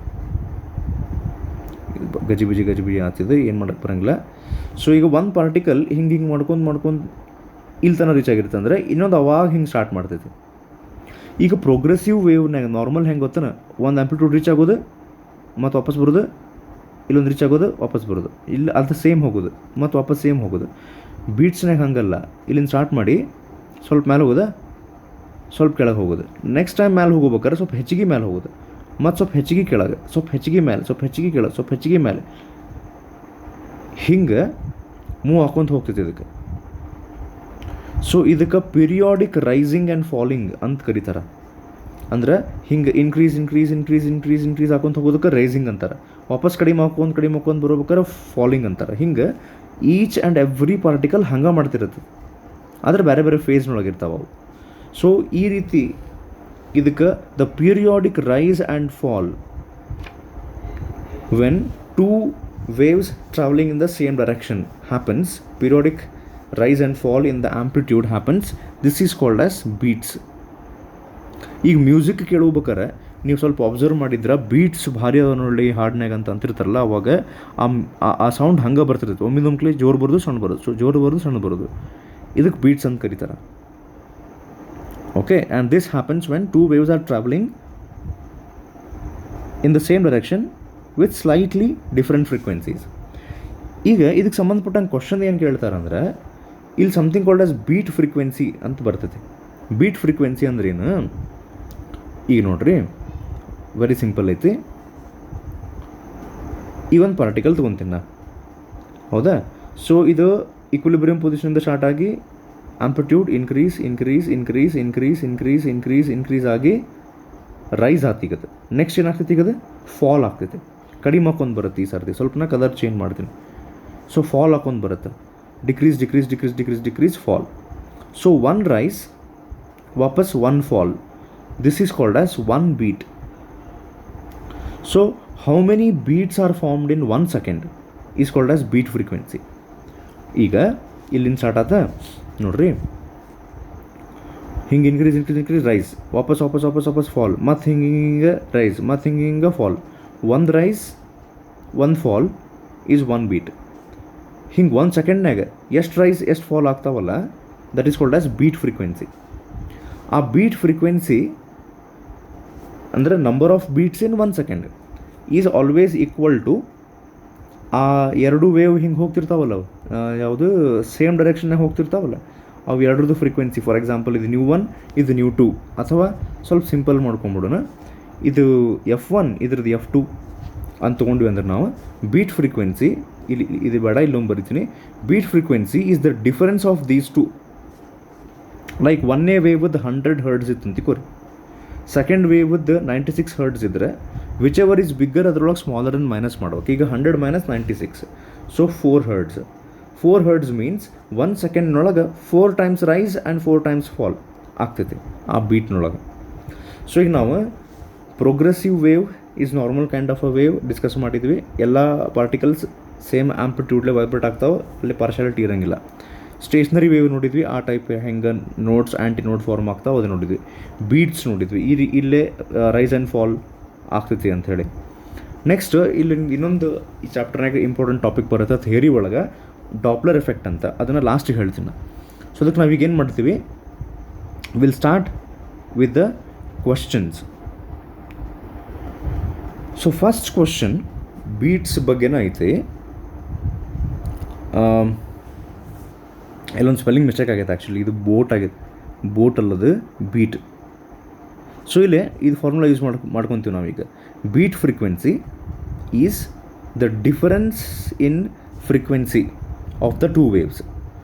ಆದ್ರೆ ಈ ಕ್ವಶನ್ ನಂಬರ್ 75 ನಿಮ್ಗೆ ಕಾಣಿಸಾಗತ್ತಲ್ಲ, ಸ್ವಲ್ಪ ವಿಚಾರ ಮಾಡೋದೈತಿ. ಇದಾದಮೇಲೆ ಮುಂದಿನ ಕ್ವಶನ್ಸ್ ಎಲ್ಲ ಈಸಿ ಆಗ್ತಾವೆ. ಆಮೇಲೆ ಯಾರಿಗೆ ಇದು ಥಿಯರಿ ಇಷ್ಟು ತನಕ ಕೇಳಿ ನನಗೆ ನೆನಪು ಉಳಿಲಿಕ್ಕಿಲ್ಲ ಅಂತ ಹೇಳಿದ್ರೆ ವಿಡಿಯೋ ಇಲ್ಲಿ ತನಕ ನೀವು ನೋಡಿರಿ ಅಂದ್ರೆ ಅದನ್ನು ಬಿಟ್ಟು ಬಿಡೋಕ್ಕೆ ಹೋಗ್ಬೇಡ್ರಿ. ಈಸಿ ಐತಿದ್ದು ಚಾಪ್ಟರ್, ಇನ್ನು ಸ್ವಲ್ಪ ಎಫರ್ಟ್ ಹಾಕಿದರೆ ನಿಮ್ಮ ಕಂಟ್ರೋಲ್ನಾಗ ಬರುತ್ತೆ. ಆ್ಯಂಡ್ ನೀವು ಹೆಚ್ಚಿಗೆ ಇಲ್ಲೇ ಏನೂ ಕೆಲಸ ಮಾಡೋ ಅವಶ್ಯಕತೆ ಇಲ್ಲ. ನಾನು ಹೆಂಗೆ ಎಕ್ಸ್ಪ್ಲೇನ್ ಮಾಡಾಕತ್ತೀನಿ ಸುಮ್ಮನೆ ಕೇಳ್ಕೊತ ಹೋದ್ರೆ ಸಾಕು. ಮೆಜಾರಿಟಿ ಆಫ್ ವರ್ಕ್ ನೀವು ವೇವ್ಸಿಗೆ ಸಂಬಂಧಪಟ್ಟಂಗೆ ಏನು ಮಾಡ್ಬೇಕಂತ ನಾನು ಮಾಡ್ಕೊಡಾಕತ್ತೀನಿ, ಜಸ್ಟ್ ನೀವು ಕೇಳ್ಕೊತ ಹೋಗ್ರಿ. ಇದನ್ನು ಯಾಕೆ ಹೇಳಾಕತ್ತೀನಿ ಅಂದರೆ ಎಕ್ಸಾಮ್ ಹತ್ತಿರದಾಗ ಸ್ವಲ್ಪ ಟೆನ್ಷನ್ ಮಾಡ್ಕೊಳ್ಳೋ ಚಾನ್ಸಸ್ ಇರ್ತಾವೆ ಸ್ಟೂಡೆಂಟ್ಸ್, ಅವಶ್ಯಕತೆ ಇಲ್ಲ ಅಂತ ಹೇಳಾಕತ್ತೀನಿ. ಓಕೆ, ಈ ಕ್ವಶನ್ ಕಡೆ ಬರೋಣ. ಈಗ ಈ ಫಾರ್ಮುಲಾ ನಮಗೆ ಯೂಸ್ ಆಗ್ತೈತಿ. ಆ ಟ್ಯೂನಿಂಗ್ ಫೋರ್ಕ್ ಗೊತ್ತಲ್ಲ ನಿಮ್ಗೆ? ಹಾಂ, ಒಂದು ಟ್ಯೂನಿಂಗ್ ಫೋರ್ಕ್ ಐತಿ. ಸೊ ಈ ಟ್ಯೂನಿಂಗ್ ಫೋರ್ಕದ್ದು ಫ್ರೀಕ್ವೆನ್ಸಿ 512 hertz ಅಂತ, ಹೌದಾ? ಇದ್ರ ಒನ್ನೇ ಫ್ರೀಕ್ವೆನ್ಸಿ ಇದು F1 ಅಂತ ನೋಡು. It makes 4 beats per second with vibrating string of a piano. ಅವ್ರು ಇಲ್ಲಿ ಏನು ಮಾಡ್ಯಾರ ಅಂದ್ರೆ ಇದ್ರ ವ್ಯಾಲ್ಯೂ ಕೊಟ್ಟಾರ. ಬೀಟ್ ಫ್ರೀಕ್ವೆನ್ಸಿ ಹೇಳಿದ್ನಲ್ಲ, ಹಾಂ ಇವೆರಡ್ರದ್ದು ಸಪ್ರೇಟ್ ಮಾಡಿದ್ದು ಬರುತ್ತೆ ಅಂತ ಹೇಳಿ ಅದನ್ನು ಕೊಟ್ಬಿಟ್ರೆ ಅವ್ರು 4 ಅಂತ. Beat frequency is 4. They have given you F B and they have given you F1 value. ಆದರೆ F2 ಈಸಿಲಿ ಕ್ಯಾಲ್ಕುಲೇಟ್ ಮಾಡೋಕ್ಕೆ ಬರೋಂಗಿಲ್ಲ ನಿಮ್ಗೆ, ಯಾಕಂತ ಹೇಳ್ತೀನಿ, ಹಾಗೆ ವಿಚಾರ ಮಾಡಿರಿ ನೀವು. ಬೀಟ್ ಫ್ರೀಕ್ವೆನ್ಸಿದು ಫಾರ್ಮುಲಾ ಅಂತ ಏನು ಹೇಳಿದ್ದೆ ನಾನು, F1 ಡಿಫರೆನ್ಸ್ ಆಫ್ F2. ಈಗ ಇದೆಷ್ಟು ಕೊಟ್ರೆ ಅವ್ರೆ 4, ಇದೆಷ್ಟು ಕೊಟ್ಟಾರೆ 512. ಹಂಗಾರೆ F2 ಎಷ್ಟು ಹೇಳ್ರಿ ನನಗೆ? ಅಂದರೆ ಇವೆರಡನ್ನೂ ಸಬ್ಟ್ರ್ಯಾಕ್ಟ್ ಮಾಡಿದಾಗ 4 ಬರ್ಬೇಕೀಗ. ಸೊ ಎರಡು ಸಬ್ಟ್ರ್ಯಾಕ್ಟ್ ಮಾಡಿದಾಗ 4 ಅಂದರೆ ಇದು 5082 ಆಗಬಹುದು, 516 ಆಗ್ಬಹುದಲ್ಲ. ಯಾಕಂದರೆ ಇವೆರಡರೊಳಗೆ ಯಾವ್ದು ಹೊಡೆದು ಗೊತ್ತಿಲ್ಲ ನಮಗೀಗ. ಇಲ್ಲೇ ಇವೆರಡರಾಗ ಒಂದು ಫ್ರೀಕ್ವೆನ್ಸಿ ಟ್ಯೂನಿಂಗ್ ಫೋರ್ಕ್ದಂತೆ, ಇನ್ನೊಂದು ಫ್ರೀಕ್ವೆನ್ಸಿ ಪಿಯಾನೋದಂತ. ಅಂದ್ರೆ ಟ್ಯೂನಿಂಗ್ ಫೋರ್ಕ್ ಮತ್ತು ಪಿಯಾನೋ ಎರಡೂ ಒಮ್ಮೆ ಆಪ್ರೇಟ್ ಮಾಡ್ಯಾರ. ಅವಾಗ ಟ್ಯೂನಿಂಗ್ ಫೋರ್ಕ್ನಿಂದ ಒಂದು ವೇವ್, ಪಿಯಾನೋದು ಒಂದು ವೇವ್ ಎರಡೂ ಸೇರಿ ಬೀಟ್ಸ್ ಫಾರ್ಮೇಷನ್ ಮಾಡ್ಯಾವಂತ. ಆ ಬೀಟ್ಸ್ ಫಾರ್ಮೇಷನ್ ಮಾಡಿದ್ದು ಆನ್ಸರ್ ಬಂದೈತಿ 4. ಟ್ಯೂನಿಂಗ್ ಫೋರ್ಕ್ದವ್ರು ಕೊಟ್ಟಾರ 512. ಪಿಯಾನೋದು ಕೇಳಾಕತ್ತಾರೆ ಈಗ ಪಿಯಾನೋದು 508 ಇರ್ಬೋದು, 516 ಇರ್ಬೋದಲ್ರಿ. ಯಾಕಂದ್ರೆ ಆನ್ಸರ್ 4 ಬರ್ಬೇಕಂದ್ರೆ ಇಫ್ 512 ಇಸ್ ಬಿಗರ್, 512 - 508 ಮಾಡ್ತೀವಿ ನಾವು 4, ಇಲ್ಲ 516 - 512 ಮಾಡ್ತೀವಿ 4. ಅದಕ್ಕೆ ಕ್ವಶನ್ ಮುಂದೆ ಓದ್ಕೋಬೇಕು. ಈ ಕ್ವಶನ್ ಅಂತ ಹಂಗೆ ಡಿಫಿಕಲ್ಟ್ ಐತಿ, ಮುಂದೆ ಈಸಿ ಆಗ್ತೈತಿ. ಓಕೆ, ದ ಬೀಟ್ ಫ್ರೀಕ್ವೆನ್ಸಿ ಫಸ್ಟಿಗೆ ಎಷ್ಟಿತ್ತು 4. The beat frequency decreases to 2 beats per second when the tension in the piano string is slightly increased. ಅಂದರೆ ಆ ಪಿಯಾನೋ ಒಳಗಿನ ಸ್ಟ್ರಿಂಗನ್ನು ಟೈಟ್ ಮಾಡ್ತಾರಂತ. ಟೈಟ್ ಮಾಡಿ ಸ್ವಲ್ಪ ಗಟ್ಟಿಗೆ ಕಟ್ಟಿ ಟೈಟ್ ಮಾಡಿದ ಕೂಡಲೇ ಆ ಪಿಯಾನೋದು ಫ್ರೀಕ್ವೆನ್ಸಿ F2 ಇರ್ತದಲ್ಲ, ಅದು ಸ್ವಲ್ಪ ಜಾಸ್ತಿ ಆಗುತ್ತೆ. ತಂತಿ ವಯರ್ನ ಯಾವಾಗಲೂ ಟೈಟ್ ಮಾಡಿದಾಗ ಫ್ರೀಕ್ವೆನ್ಸಿ ಹೆಚ್ಚಿಗೆ ಆಗ್ತಾವೆ. ಅವಾಗ ಬೀಟ್ ಫ್ರೀಕ್ವೆನ್ಸಿ 2 beats ಆತಂತ, 4 ಇದ್ದಿದ್ದು. ಹಂಗಾರೆ ಪಿಯಾನೋದು ಎಷ್ಟು ಫ್ರೀಕ್ವೆನ್ಸಿ ಐತಿ ಅಂತ ಕೇಳಾಕತ್ತಾರ.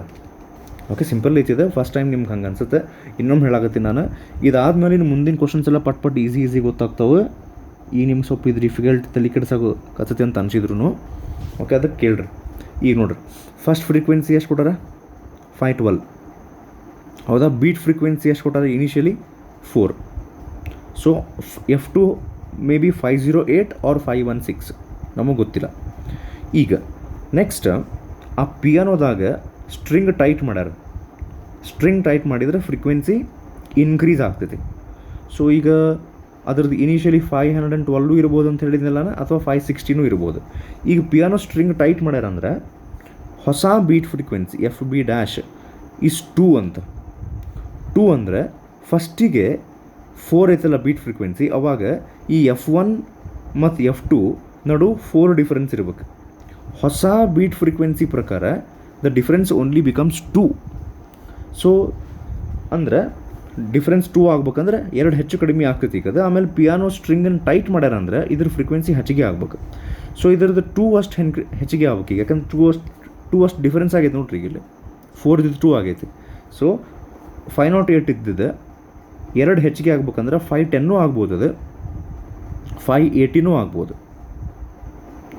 ಈಗ 518 ಆಗ್ಬಿಟ್ಟಿತ್ತಂದ್ರೆ ಬೀಟ್ ಫ್ರೀಕ್ವೆನ್ಸಿ ಇದಕ್ಕೆ ಡಿಫ್ರೆನ್ಸ್ ನೋಡ್ರಿ ಎಷ್ಟೈತಿ, ಎರಡಕ್ಕೂ 6 ಆಗ್ಬೇಕಾಗಿತ್ತು ಇಲ್ಲಿಗೆ ಹೊಸ beet frequency.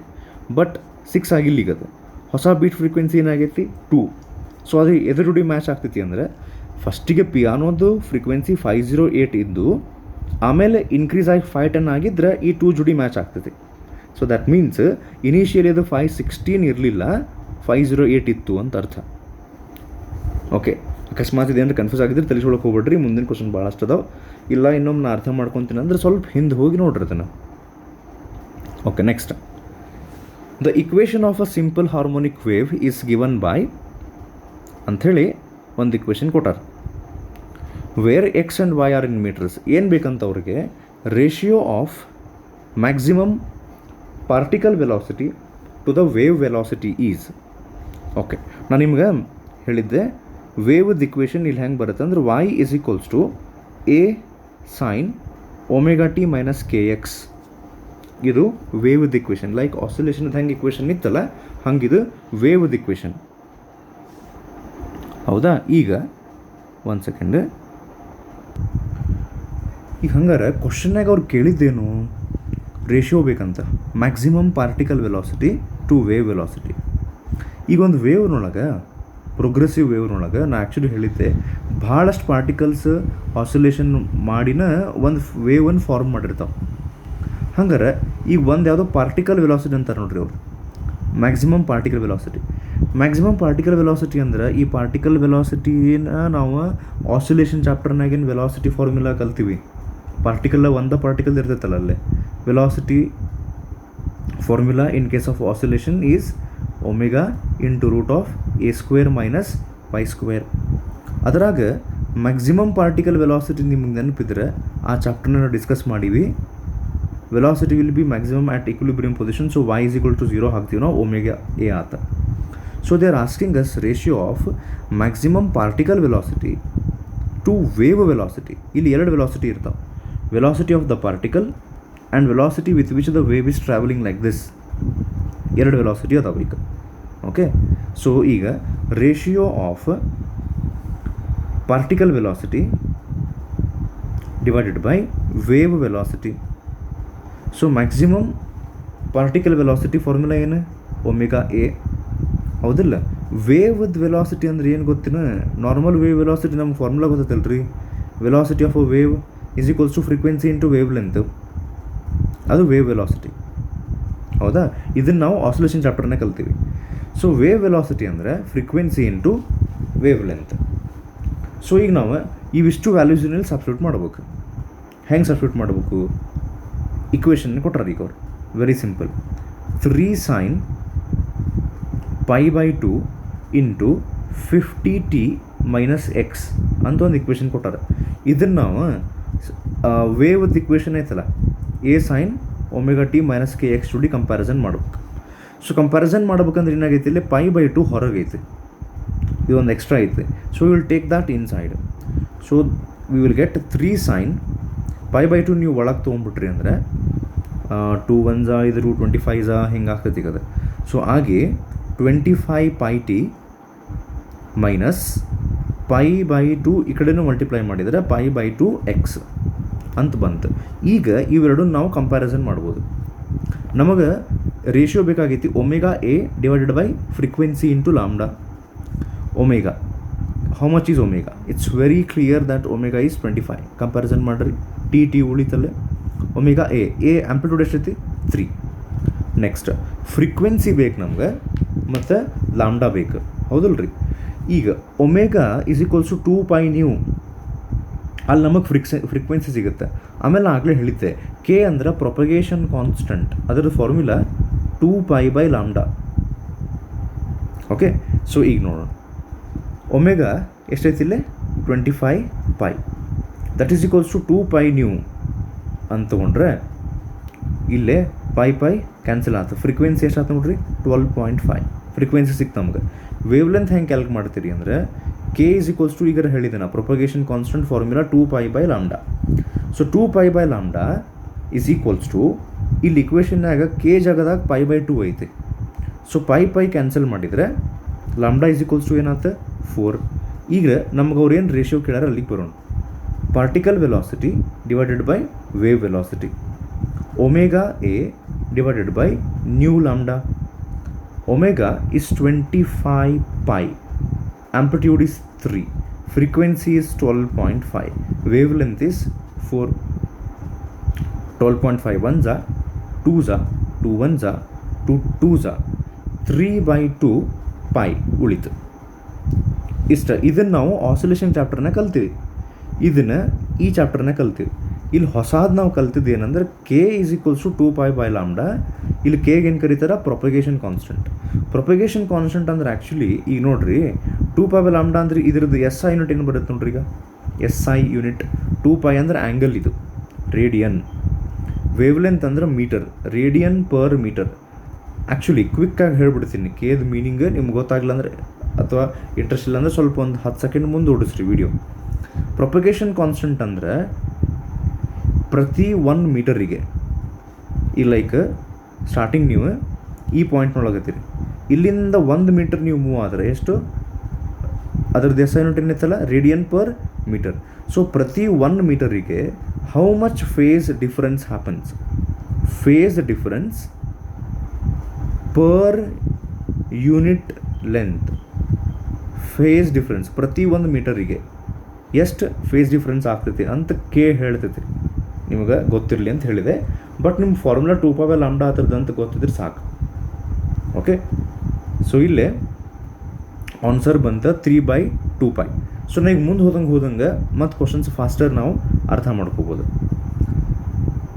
77 question. Okay, the equations of 2 simple harmonic motions are ಅಂಥೇಳಿ 2 ವೇವ್ದ ಇಕ್ವೇಷನ್ಸ್ ಕೊಟ್ಟಾರ. ಅವು 2 ನಡುವೆ ಇರುವಂಥ ಫೇಸ್ ಡಿಫರೆನ್ಸ್ ಏನು ಅಂತ ಕೇಳಾರ. ಅಲ್ಲಿ ನೋಡ್ರಿ, ಆಂಪ್ಲಿಟ್ಯೂಡ್ 2 ಕಡೆ ಸೇಮ್ ಐತಿ, ಒಂದು ಕಡೆ ಸೈನ್ ಐತಿ, ಒಂದು ಕಡೆ ಕಾಸ್ ಐತಿ. ಸೊ 2 ಇಕ್ವೇಷನ್ನ ಬರೀತೀನಿ, 2 ಇಕ್ವೇಷನ್ ಇಲ್ಲಿ ಬರೆಯೋಣಂತ. ಸೊ y1 ಹೇಳ್ರಿ ಒಂದು ಸರ್ತಿ. y1 ಇಸ್ ಈಕ್ವಲ್ಸ್ ಟು ಏನು ಕೊಟ್ಟಾರ ಅವರು? 10 sin ωt - 5.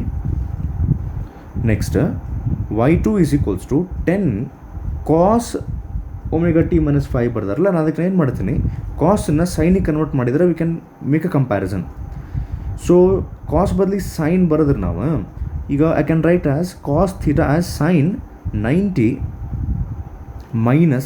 - ಥೀಟಾ. ಸೊ ಈಗ 2 ನಾವು ಇಕ್ವೇಷನ್ ಕಂಪ್ಯಾರಿಸನ್ ಮಾಡ್ಬೋದು. 2 ಇಕ್ವೇಷನ್ ಕಂಪ್ಯಾರಿಸನ್ ಮಾಡಿದರೆ ನಮಗಿಲ್ಲೇ ಡಿಫ್ರೆನ್ಸ್ ಏನು ಬಂದೈತೆ ನೋಡ್ರಿ, ωt - 5 ಇದು ಕಾನ್ಸ್ಟೆಂಟ್ ಐತಿ. ಎಷ್ಟು ಡಿಫ್ರೆನ್ಸ್ ಬಂತು ಎರಡಕ್ಕೂ? ಸೈನ್ ಒಳಗೆ ಇಲ್ಲಿ ಏನು ಬರೀತಾರಲ್ಲ ಅದು ಫೇಸ್ ಡಿಫ್ರೆನ್ಸ್ ನಮ್ಗೆ ಕ್ಯಾಲ್ಕುಲೇಟ್ ಮಾಡೋಕ್ಕೆ ಹೆಲ್ಪ್ ಮಾಡ್ತೈತೆ. So the difference here is π/2. Okay, phase difference is π/2. ಈ ರೀತಿ ಮಾಡ್ಬೋದು. Answer option C. Next, the displacement y versus time graph of simple harmonic motion is as given as follows. Which of the following is corresponding graph between kinetic energy and time ಅಂತ ಕೇಳಾರ. ಇಲ್ಲಿ diagrams ಇಲ್ಲ, ನಾನು ಇಲ್ಲಿ ತೋರಿಸ್ತೀನಿ. Next, ಈಗ ಇದು ಒಂದು simple harmonic motion. ಈಗ ಇಲ್ಲಿಂದ ಸ್ಟಾರ್ಟ್ ಆಗಿ ಹಿಂಗೆ ಹೋಗಿ ಬರ್ತೈತಲ್ಲ, ಇದನ್ನು ಅವರು ಈ ರೀತಿ ಹಾಕ್ಯಾರ. ಸ್ಟಾರ್ಟಿಂಗ್ ಮೀನ್ ಪೊಸಿಷನ್ನಾಗಿರುತ್ತೆ, it goes on increasing with respect to time graph ಹಾಕ್ಯಾರ. It reaches extreme position, then comes back to mean position, extreme position, mean position. ಇದು ಒಂದು ರೀತಿ ನಾವು ಇದನ್ನ ಎಕ್ಸಾಂಪಲ್ಲು ತೊಗೋಬೋದು, ಜೋಕಾಲಿ ಎಕ್ಸಾಂಪಲ್ಲು ತೊಗೋಬೋದು. ಅವ್ರ ಮುಂದೆ ಈ ಕ್ವಶನ್ನಾಗ ಏನೋ ಕೈನೆಟಿಕ್ ಎನರ್ಜಿ ಬಗ್ಗೆ ಕೇಳಾರ.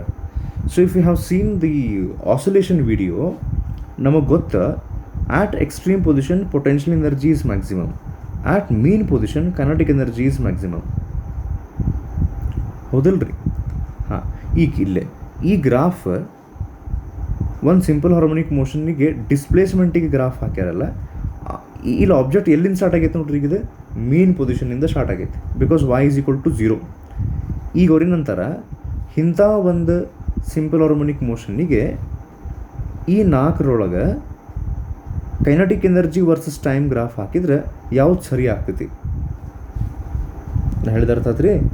ಒಂದು ಇಂಥದ್ದೊಂದು SHM ಅಂತಂದ್ರೆ ಜೋಕಾಲಿಗೆ ನೀವು ಕೈನೆಟಿಕ್ ಎನರ್ಜಿ ಒಂದು ಗ್ರಾಫ್ ಹಾಕಿದ್ರೆ ಅಂತ ತಿಳ್ಕೊರಿ. ಫಾರ್ ದಿಸ್ ಜೋಕಾಲಿ kinetic energy versus time graph ಹಾಕಿದ್ರೆ 4ರಾಗ ಯಾವ್ದು ಬರ್ತೈತಿ? ಸೊ ಈಗ ನೀವು ಜಾಸ್ತಿ ವಿಚಾರ ಮಾಡೋಕ್ಕೆ ಹೋಗ್ಬಿಡ್ರಿ, ನಿಮ್ಮ ಬದಲಿ ನಾನು ಆನ್ಸರ್ ಹೇಳ್ತೇನೆ. ಈಗಿಲ್ಲೇ ಆನ್ಸರ್ ಆಪ್ಷನ್ ಡಿ ಬರ್ತೈತಿ. ಹೆಂಗಂತ ಹೇಳ್ತೇನೆ. ಸೊ ಈಗ ಇದು ಎಲ್ಲಿಂದ ಸ್ಟಾರ್ಟ್ ಆಯ್ತು ನೋಡ್ರಿ, ಮೀನ್ ಪೊಸಿಷನ್ ಸ್ಟಾರ್ಟ್ ಆತಿಲ್ಲ, ಇದು ಮೀನ್ ಪೊಸಿಷನ್ ಸ್ಟಾರ್ಟ್ ಆಗೈತಿ. ಓಕೆ, ಮೀನ್ ಪೊಸಿಷನಿಂದ ಸ್ಟಾರ್ಟ್ ಆಗೈತಿ ಗ್ರಾಫ್ ಅಂದ್ರೆ ಮೀನ್ ಪೊಸಿಷನ್ ಒಳಗೆ ಕೈನೆಟಿಕ್ ಎನರ್ಜಿ ಹೆಂಗಿರ್ತೈತಿ? ಮ್ಯಾಕ್ಸಿಮಮ್. ಸೊ ಇವು 4 ಗ್ರಾಫ್ನಾಗ ಯಾವ ಗ್ರಾಫ್ನೊಳಗೆ ಮ್ಯಾಕ್ಸಿಮಮ್ ಸ್ಟಾರ್ಟ್ ಆಗುತ್ತೆ ನೋಡ್ರಿ kinetic energy? Here in this one the kinetic energy is starting from 0 value. Here also it starts from 0 value. Here also it starts from 0 value. Only in this graph it is starting from maximum value. Then it goes on decreasing. Extreme position ಮತ್ತು mean position kinetic energy is highest. ಇದು ಒಂದು reason. ಇನ್ನೊಂದು, first 2 graphs ನೀವು observe ಮಾಡಿದರೆ kinetic energy ನೆಗೆಟಿವ್ನೇ ಹೊಂಟೈತಿ. Energy can never be negative. Okay, because it is a scalar quantity. ಅದು ಹೋಗಲಿ, ಅದು ನಿಮ್ಗೆ ಅರ್ಥ ಆಗಲಿಲ್ಲ ಅಂದರೆ at least kinetic energy from the mean position it starts from maximum value. ಆ ರೀತಿ ನಾವು ಇದನ್ನು ಚೂಸ್ ಮಾಡ್ಬೋದು. ಓಕೆ, ಸೊ ನೀವು ಬೇಕಂದ್ರೆ ಇಲ್ಲಿ ವಿಡಿಯೋ ಪಾಸ್ ಮಾಡಿ ಈ ಕ್ವಶನ್ ಬರ್ಕೊಂಡು ಇದು ಗ್ರಾಫ್ ಹಾಕ್ಕೊಂಡು ಇವು 4 ಹಾಕೋರಿ. ಬಿಡಪ್ಪ ಮರೆ ಅಂದರೆ ನೆಕ್ಸ್ಟ್ ಕ್ವಶನ್ ಹೋಗೋಣ ಅಂತ ನಾವು. ಓಕೆ, ಸೊ ನೆಕ್ಸ್ಟ್ ಒನ್, ಇದು ಭಾರಿ ಈಸಿ ಐತಿ. ಇದನ್ನು ನಾ ಸಾಲ್ವ್ ಮಾಡ್ಕೊಂಡು ಕೊಡೋಂಗಿಲ್ಲ, ನಿಮಗೆ ನಾ ಕೇಳ್ತೀನಿ, ನೆನಪೈತಿಲ್ ಚೆಕ್ ಮಾಡಿರಿ. ಆ particle executing simple harmonic motion has amplitude. ಇದು ಆ್ಯಕ್ಚುಲಿ ಏನಾಗೈತಿ ಅಂದ್ರೆ, one second, let me just confirm with this.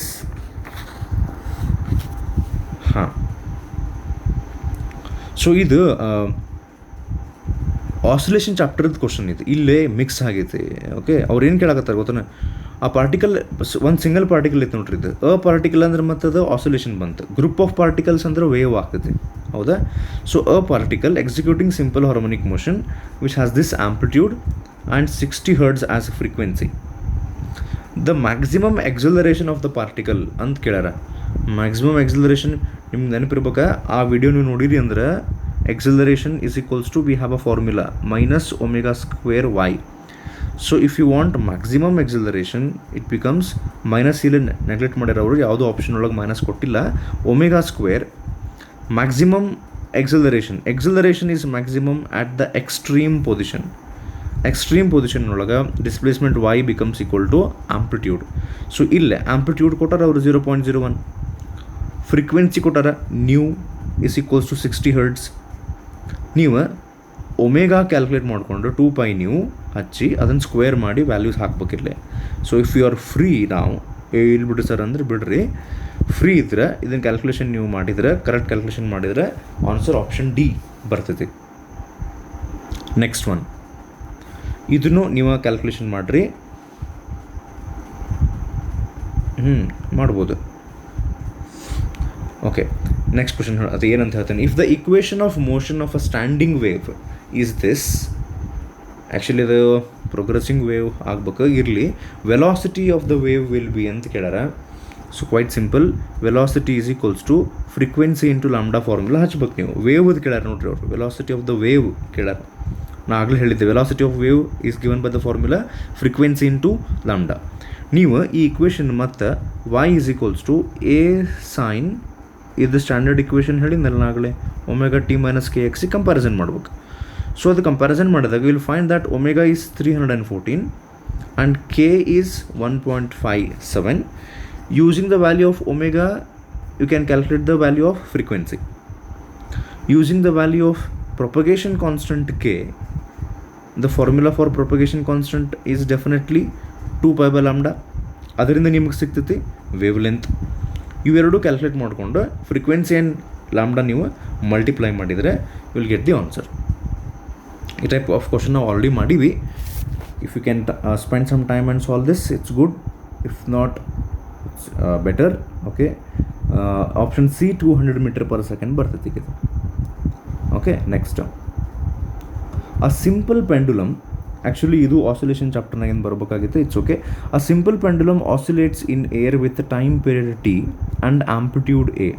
As the time passes, time period and amplitude both decrease. Time period increases and amplitude is constant.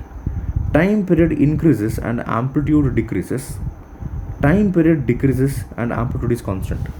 So ಇದಕ್ಕೆ answer ಏನಂತ ಹೇಳ್ತೀನಿ, ಆಮೇಲೆ explain ಮಾಡ್ತೀನಿ. Answer is time period increases, amplitude decreases. ಈಗ ಅವ್ರು ಏನು ಕೇಳಾರ ಗೊತ್ತಾನ, ಒಂದು simple pendulum ಐತಿ, ಇದು ಹಿಂಗೆ ಆಸಿಲೇಟ್ ಮಾಡ್ತಿರುತ್ತೆ. ಆಫ್ಟರ್ ಸಮ್ ಟೈಮ್ ಆಂಪ್ಲಿಟ್ಯೂಡ್ ಕಡಿಮೆ ಹಾಕೊಂಡು ಬರುತ್ತೆ, ಡ್ಯಾಂಪಿಂಗ್ ಆಗ್ತೈತಿ ಅಂತ ನಾವು ಡಿಸ್ಕಸ್ ಮಾಡೀವಿ, ಹೌದಾ? So amplitude it goes on decreasing. Together with decrease in amplitude, it's velocity also decreases. That means the simple pendulum will become slow. When it becomes slow, it will take up more time to oscillate. That means as a result, its time period, the time period means the time which it takes to complete one oscillation will increase because it has become slow, and because of damping amplitude decreases. So answer is time period increases and amplitude decreases. Next question, it's quite simple. In which medium sound travels faster? Is it in steel, which is a solid, water, which is a liquid, air, which is a gas or air, vacuum, where there is no material? Where the sound travels faster? Light ಇತ್ತಂದ್ರೆ we would have answered it as vacuum, but this is sound. So answer is steel.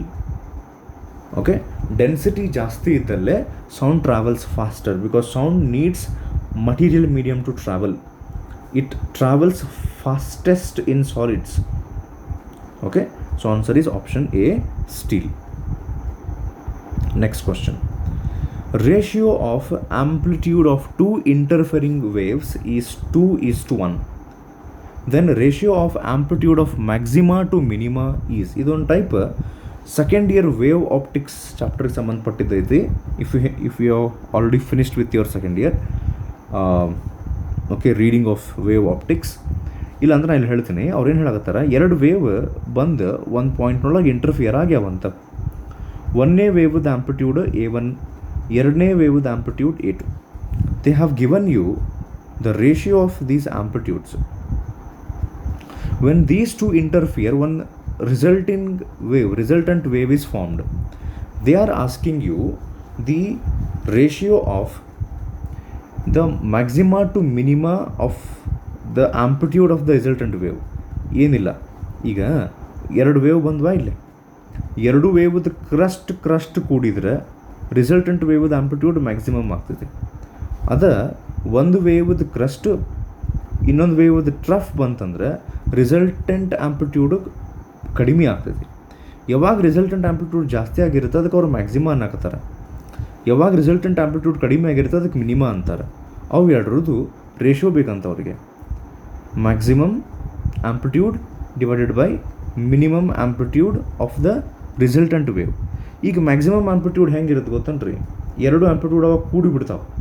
When crest meets crest, the amplitude of the two waves must be added. When crest meets trough, amplitude of the two waves must be subtracted. Here they have given that the ratio of individual amplitudes is 2:1. A1 by A2 is 2:1, but we do not know the value of individual A1 and A2. But ಇದು wave optics chapter video ನೀವು ನೋಡಿದರೆ ನಾನು explain ಮಾಡೀನಿ. even though if we do not know the actual value of A1 and A2, even if we know only the ratio, ಈ ರೀತಿ edition ಮತ್ತು subtraction ಮಾಡಿ ನಾವು ಇನ್ನೊಂದು ರೇಷಿಯೋ ತೊಗೊಳ್ಬೇಕಾರೆ ನಾವೇನು ಮಾಡ್ಬೋದು ಅಂದ್ರೆ, we can consider that A1 is 2 and A2 is 1 ಅಂತ ಡೈರೆಕ್ಟ್ಲಿ ತೊಗೊಂಡ್ಬಿಡ್ಬೋದು. ಸೊ ಅವು ವ್ಯಾಲ್ಯೂಸ್ ನೀವೆಲ್ಲಿ ಹಾಕ್ರಿ, ಈಗ A1 2 ಅಂತ ತೊಗೊಂಬಿಡ್ರಿ, A2 1 ಅಂತ ತೊಗೊಂಬಿಡ್ರಿ. ಸೊ ಅವಾಗ 2 + 1 this becomes 3 divided by 2 - 1 it becomes 1. So answer is 3:1. ಅರ್ಥ ಆದ್ರೆ ಇದು. ನೆಕ್ಸ್ಟ್ ಈಸಿ ಅದ ಒಂದಿಷ್ಟು ಕ್ವಶನ್ ಸಿಗುವ. Two sound waves of slightly different frequencies propagating in the same direction produce beats. ನಾನು ಆಗಲೇ ಹೇಳಿನಿ, ಬೀಟ್ಸ್ ಫಾರ್ಮೇಷನ್ ಆಗಬೇಕಂದ್ರೆ ಎರಡು ವೇವ್ ಸೇಮ್ ಡೈರೆಕ್ಷನ್ನಾಗ ಹೋಗ್ತಿರ್ಬೇಕು, ಎರಡರದ್ದು ಫ್ರೀಕ್ವೆನ್ಸಿ ಸ್ಲೈಟ್ಲಿ ಡಿಫ್ರೆಂಟ್ ಇರಬೇಕು. ಸೊ ಅವಾಗ ಇವೆರಡು ಬೀಟ್ಸ್ ಫಾರ್ಮ್ ಮಾಡ್ತಾವೆ. ಅವಾಗ ಬೀಟ್ಸ್ ಫಾರ್ಮೇಷನ್ ಆಗಕ್ಕೆ ರೀಸನ್ ಏನು ಅಂದರೆ, ಇವು ಎರಡು ವೇವ್ ನೋಡು ಇಂಟರ್ಫರೆನ್ಸ್ ಆಗ್ತೈತೋ, ಡಿಫ್ರಾಕ್ಷನ್ ಆಗ್ತೈತೋ, ಪೊಲರೈಸೇಷನ್ ಆಗ್ತೈತೋ, ರಿಫ್ರಾಕ್ಷನ್ ಆಗ್ತೈತೋ ಅಂತ ಕೇಳ್ಯಾರ. ಆನ್ಸರ್ ಈಸ್ ಇಂಟರ್ಫಿಯರ್ ಆಗ್ತಾವೆ ಎರಡು ವೇವ್ಸ್, ಇಂಟರ್ಫರೆನ್ಸ್ ಆಗ್ತೈತೆ. Okay, next. If two waves of amplitude A produce a resultant wave of amplitude A, then the phase difference between the two waves is. ಇದನ್ನು once again if you have already completed with wave optics ಅಲ್ಲೇ ಈ ರೀತಿ ಒಂದು formula ಬರ್ತೈತೆ. ಅಥವಾ if you don't know, ಈ ಒಂದು ಸರ್ತಿ ಕ್ವಿಕ್ಕಾಗಿ ಹೇಳ್ಬಿಡ್ತೀನಿ. Resultant amplitude of the wave is equals to root of A1 square plus A2 square plus 2A1 A2 cos phi. A1 is the amplitude of the first wave, A2 is the amplitude of the second wave, R is the amplitude of the resulting wave, which is the interference of these two waves, and phi is the phase difference between the two waves when they reach here. ಈಗ ಅವ್ರಿಗೆ ಕ್ವಶನ್ನ ಕೊಟ್ಟಾರ, A1 is equals to A, A2 is also equal to A, and resultant amplitude is also A. ಹಿಂಗಿದ್ದಾಗ ಅಂದರೆ ಇಲ್ಲಿ A1 A, ಇದು A2 A, phi value calculate ಮಾಡಿರಿ ಅಂತ ಕೊಟ್ಟಾರ ಅವರು. ಅವಾಗ ನೀವು ಇದು ಫಾರ್ಮುಲಾ ಹಚ್ಚಿ ಕ್ಯಾಲ್ಕುಲೇಟ್ ಮಾಡ್ಬೋದು. A is equals to ಬೇಕಾದ್ರೆ taking square root on both sides ಮಾಡಿ ಅದು ಸ್ಕ್ವೇರ್ ರೂಟ್ ತೆಗೆದುಬಿಡು ನಾವು. A square is equals to root of ಒಂದು ಫಾರ್ಮುಲಾ ಬರುತ್ತಲ್ಲ ಅದು ಒಳಗೆ a1 square plus a2 square ಅಂದರೆ a1 square a square plus a square plus 2a1 a2 is 2a square into cos phi. ಆಮೇಲೆ ಇದು a square add ಮಾಡಿ ಈ ಕಡೆ ಕಳಿಸಿ ಅದು ಫೈನಲಿ ಹೆಂಗೆ ಬರ್ತೈತಿ ಅಂದ್ರೆ cos phi is equals to -1/2 ಅಂತ ಬರ್ತೈತಿ ಈಗ. Then phi will be equal to cos inverse of -1/2. Trigonometry ನೀವು ಯೂಸ್ ಮಾಡಿದರೆ ನೆಗೆಟಿವ್ ಅಂದ್ರೆ cos will be negative in the second quadrant ಅಂದ್ರೆ ಮೋರ್ ದೆನ್ 90 ಡಿಗ್ರಿ ಆ್ಯಂಗಲ್ ಬಂತು. ಅಲ್ಲಿ ಕಾಸ್ ಇದ್ದದ್ದು ಆ್ಯಕ್ಚುಲಿ ಸೈನ್ ಆಗ್ತೈತೆ ಸೆಕೆಂಡ್ ಕ್ವಾಡ್ರಂಟ್ನೊಳಗೆ. ಸೊ ಅಲ್ಲಿ 1/2 ಬರ್ಬೇಕಂದ್ರೆ extra 30, 90 + 30, so 5 must be 120 degree. ನಿಮ್ಮದು ಟ್ರಿಗ್ನೋಮೆಟ್ರಿಕ್ ವೇಸ್ ಯೂಸ್ ಮಾಡ್ಕೊಂಡು ನೀವು ಅದನ್ನು ಸಾಲ್ವ್ ಮಾಡಿ ಹೇಳ್ಬೋದು. ನೆಕ್ಸ್ಟ್ ಕ್ವಶನ್, ಡೆಸಿಬಲ್ ಅನ್ನೋದೊಂದು ಯೂನಿಟ್, ಅದು ಎದ್ರದ್ದು ಅಂತ ಕೇಳಕತ್ತಾರೆ. Decibel is SI unit of sound loudness. How loud is sound ಅದನ್ನು ಮೆಜರ್ ಮಾಡೋಕ್ಕೆ ಡೆಸಿಬಲ್ ಅಂತ ಯೂಸ್ ಮಾಡ್ತಾರೆ. Next, through which character we can distinguish light waves from sound waves. Actually light waves ಮತ್ತು ಸೌಂಡ್ ವೇವ್ಸ್ ಎರಡೂ interference ಮಾಡ್ತಾವೆ, ಎರಡೂ refraction ಮಾಡ್ತಾವೆ, ಎರಡೂ ರಿಫ್ಲೆಕ್ಷನ್ ಮಾಡ್ತಾವೆ. But sound waves cannot produce ಅಥವಾ undergo polarization, because to undergo something called as polarization the wave needs transverse nature, but sound waves are longitudinal in nature, so sound waves cannot undergo polarization. So polarization is a character which distinguishes light waves from sound waves. Next, a tuning fork vibrates 2 beats in 0.4 seconds. Then the frequency is ಅಂತ ಕೇಳಕತ್ತಾರೆ. Frequency ಅಂತ ಇದು ಭಾರಿ simple question ಐತಿ. Frequency ಅಂದ್ರೆ ಯಾವಾಗಲೂ ನಾವು 1 ಸೆಕೆಂಡಿಗೆ ಅಂತ ಕ್ಯಾಲ್ಕುಲೇಟ್ ಮಾಡ್ತೀವಿ ಇಲ್ರಿ. ಅವ್ರೇನು ಕೊಟ್ಟಾರ 0.4 ಸೆಕೆಂಡ್ಸಿಗೆ 2 ಬೀಟ್ಸ್ ಆಗ್ತಾವಂದ್ರೆ ಫ್ರೀಕ್ವೆನ್ಸಿ ಅಂತ ಕೇಳ್ಯಾರ ಅಂದ್ರೆ 1 ಸೆಕೆಂಡಿಗೆ ಎಷ್ಟು ಆಗ್ತಾವ ಅಂತ ಕೇಳಕತ್ತಾರೆ. ಈಗ ಇಷ್ಟು ಸೆಕೆಂಡ್ಸಿಗೆ ಇಷ್ಟಂದ್ರೆ ಎಷ್ಟು. ಸೊ ಈಗ ನಾವು ಏನಾಗ್ತೈತಿ ಇವೆರಡು ಮಲ್ಟಿಪ್ಲೈ ಮಾಡ್ತೀವಿ ಆ್ಯಂಡ್ ಡಿವೈಡ್ ಬೈ ಇದನ್ನು ಮಾಡ್ತೀವಿ. ಸೊ ಅವಾಗ ಏನಾಗ್ತದೆ 2 1s are 2 ಡಿವೈಡ್ ಬೈ 0.4 ಅಂದ್ರೆ 4 × 10⁻⁻1. ಇದನ್ನ ಮ್ಯಾಲೆ ತೊಗೊಂಡು ಹೋದ್ರೆ 10⁻+1 ಆಗಿದ್ದು 20 ಆಗ್ತೈತಿ. 4 1s are 4 5s. So frequency is 5. Next, when a stone is dropped on surface of still water waves are produced. ಆ ವೇವ್ ಹೆಂಗಿರ್ತಾವೆ? Will they be transverse? First option. Will they be longitudinal? Will they be stationary ಯಾವಾಗ form ಆಗ್ತೈತಿ ಅಂದ್ರೆ wave ಹೋಗಿ ಅದು ಬಡ್ದು ವಾಪಸ್ ಬರಬೇಕು. ನನ್ ಆಫ್ ದೀಸ್ ಈ ರೀತಿ ಕೇಳಲ್ಲ. ಇಟ್ಸ್ ಕ್ವೈಟ್ ಕ್ಲಿಯರ್ ದ್ಯಾಟ್ ನೀವು ನೋಡಿರ್ತೀರಿ answer is transverse. Okay, next, a wave travelling in positive X direction with amplitude ಕೊಟ್ಟಾರ. ಇದು ಫಾರ್ಮುಲಾ ಐತಲ್ರಿ ನಾವು ನೋಡಿವಲ್ಲ, ಇದನ್ನು ಇನ್ನೊಂದು ಸರ್ತಿ ಈಗ ನಮಗೆ ಪ್ರಾಕ್ಟೀಸ್ ಮಾಡ್ದಂಗೆ ಆಗುತ್ತೆ ಈಗ ಅಷ್ಟೇ. ಸೊ ಪರ್ಫೆಕ್ಟ್ ಆಗ್ತದೆ ಅದು.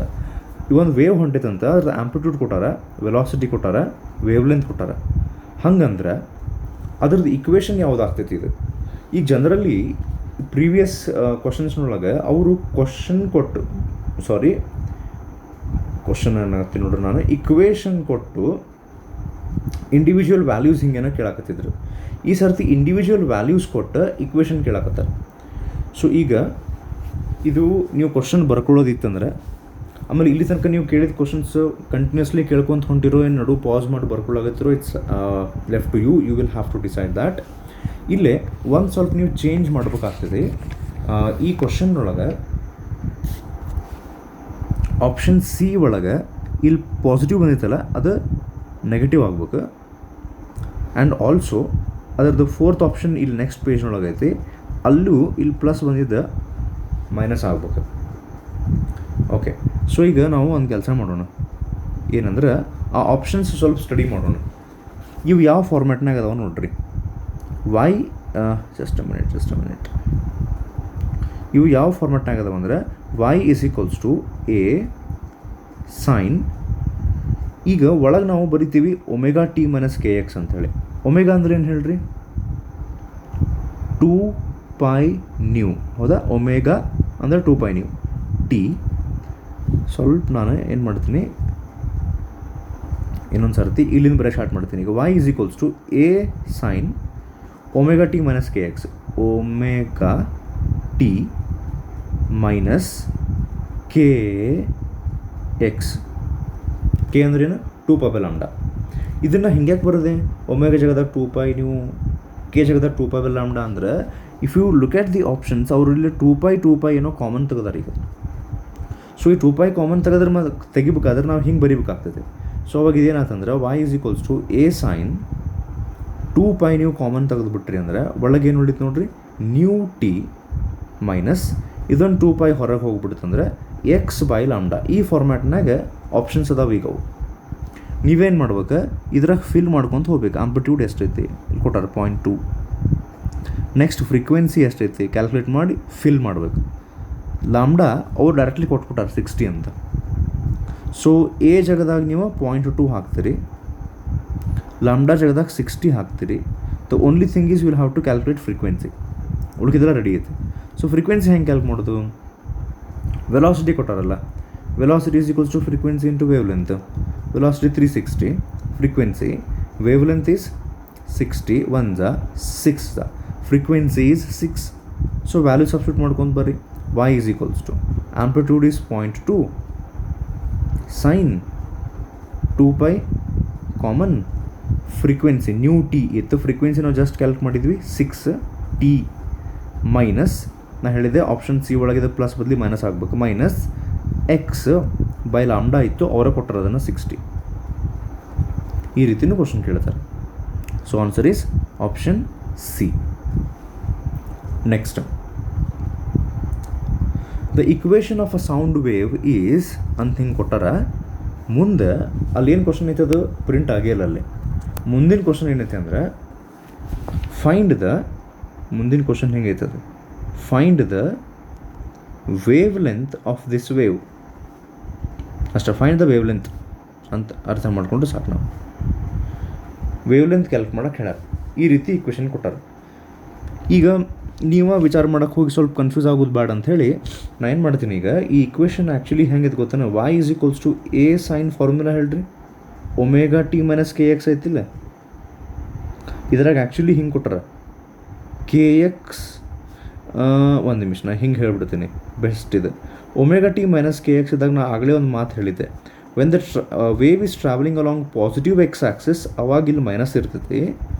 When the wave is travelling in negative x axis ಇದು ಮೈನಸ್ ಆಫ್ ಮೈನಸ್ ಆಗಿ ಪ್ಲಸ್ ಆಗ್ತೈತಿ. If you can see here it's plus here.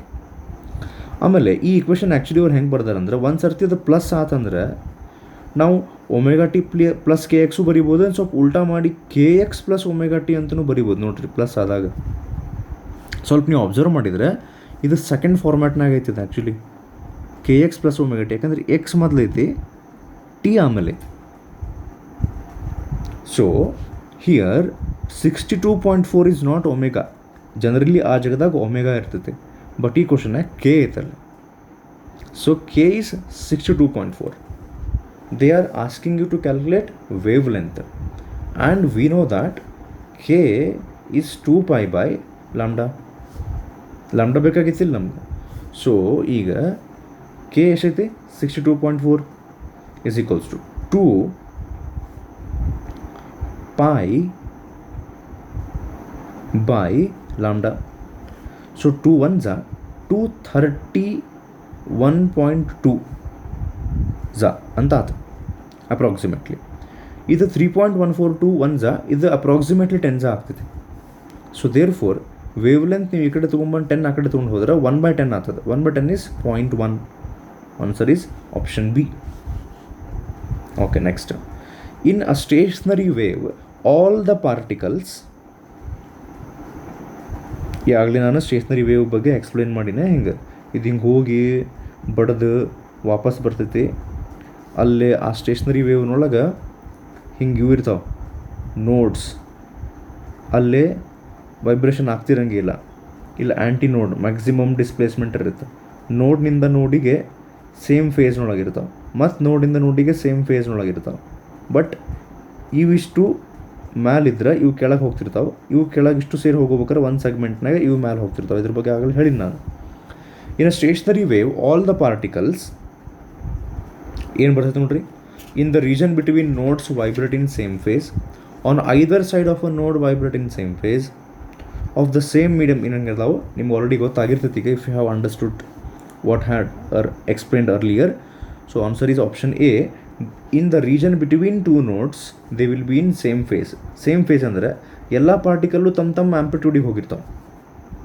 Okay, next stationary waves ಬಗ್ಗೆ ಮತ್ತೊಂದು question. They transport energy, does not transport energy, they have nodes and antinodes, both B and C, both A and C ಅಂತ ಕೊಟ್ಟಾರೆ. Answer ಇದಕ್ಕೆ option D, both B and C. Because stationary waves they do not transport energy and they also have nodes and antinodes. Next, loudness and pitch of a sound note depends on andre sound the loudness depends on what and pitch depends on what. Actually loudness and pitch are another name given for intensity. Loudness is another name for intensity and pitch is another name given for frequency. So according to this, for question number 94, answer is option C, intensity and frequency. Next, ಮುಗಿಯಕ್ಕೆ ಬಂತು almost. For beats to be produced, ಆಗಲೇ ಹೇಳಿನಿ beats ಹೆಂಗೆ form ಆಗ್ತಾವೆ ಅಂಥೇಳಿ. For beats to be produced, directly answer ಕಡೆ ಬಂದ್ಬಿಡು ನಾವು. Option A, frequency of the sources should be different and amplitudes should be same. ಅಂದರೆ ಹೇಳಿದ್ನಲ್ಲ, ಎರಡು ಸೇಮ್ ಡೈರೆಕ್ಷನ್ನಾಗ ಹೋಗ್ತಿರ್ಬೇಕು, ಎರಡರದ್ದು ಆಂಪ್ಲಿಟ್ಯೂಡ್ ಸೇಮ್ ಇರ್ಬೇಕು, ಬಟ್ ಫ್ರೀಕ್ವೆನ್ಸಿ ಸ್ಲೈಟ್ಲಿ ಡಿಫ್ರೆಂಟ್ ಇರ್ಬೇಕು. Okay, next, when a wave enters in a medium which does not change, ಅದರ frequency, wavelength, velocity, amplitude. Actually ನೀವು ಸೆಕೆಂಡ್ ಇಯರಿಗೆ ಮುಗಿಸಿರಿ, ಅದ್ರ ಜೋಡಿ ರೇ ಆಪ್ಟಿಕ್ಸ್ ಮುಗಿಸಿರಿ ಅಂದ್ರೆ ಅಲ್ಲಿ ನಮಗೆ ಆ್ಯಕ್ಚುಲಿ ಗೊತ್ತಾಗ್ತೈತಿ from when wave travels from one medium, for example air to water, wavelength change ಆಗುತ್ತೆ, ವೆಲಾಸಿಟಿ ಚೇಂಜ್ ಆಗ್ತೈತಿ, ಆಂಪ್ಲಿಟ್ಯೂಡ್ ಸಮ್ ಟೈಮ್ಸ್ ಚೇಂಜ್ ಆಗ್ತೈತಿ, but frequency does not change. So answer is frequency. Next, the ultrasonic waves in air, ultrasonic waves are nothing but sound waves. Ultrasonic waves in air produced by a vibrating quartz crystal is, ಅಂದರೆ sound waves indirectly sound waves ಬಗ್ಗೆ ಅವರು question ಕೇಳ್ದಂಗೆ ಅದು. Sound waves are they longitudinal, transverse and longitudinal, none of these. Light waves ಇರ್ತಾವಲ್ರಿ, ಯಾವಾಗಲೂ transverse ಇರ್ತಾವೆ. Sound waves ಯಾವಾಗಲೂ longitudinal ಇರ್ತಾವೆ. So answer is longitudinal. So ಇಲ್ಲಿಗೆ ಈಗ ಇನ್ನು ಒಂದು ಕ್ವಶನ್ ಆ್ಯಕ್ಚುಲಿ ಉಳಿತು. ನಾ ಆಗಲೇ ನಿಮ್ಗೆ ಹೇಳಿದ್ದೆ ಏನಂದ್ರೆ ಡಾಪ್ಲರ್ ಎಫೆಕ್ಟ್ ಅಂತ ಹೇಳಿ ಇದ್ರಾಗ ಒಂದೊಂದು ಕನ್ಸೆಪ್ಟ್ ಬರ್ತೈತೆ. ಅದ್ರ ಮೇಲೆ ಒಂದು ಕ್ವಶನ್. ಫಸ್ಟಿಗೆ ನಾನು ಡಾಪ್ಲರ್ ಎಫೆಕ್ಟ್ ಎಕ್ಸ್ಪ್ಲೇನ್ ಮಾಡ್ತೀನಿ, ಆಮೇಲೆ ಅದಕ್ಕೊಂದು ಸ್ವಲ್ಪ ಟ್ರಿಕ್ಸ್ ಹೇಳ್ತೀನಿ, ಅದನ್ನು ಫಾರ್ಮುಲಾ ಹೆಂಗೆ ನೆನ್ಪಿಟ್ಕೋಬೇಕು. ಅದ್ರ ಮೇಲೆ ಒಂದು ನಾವು ನ್ಯೂಮರಿಕಲ್ ಮಾಡಿದರೆ ಸೊ ಅಲ್ಲಿಗೆ ಈ ಚಾಪ್ಟರ್ ಮುಗಿತೈತಿ.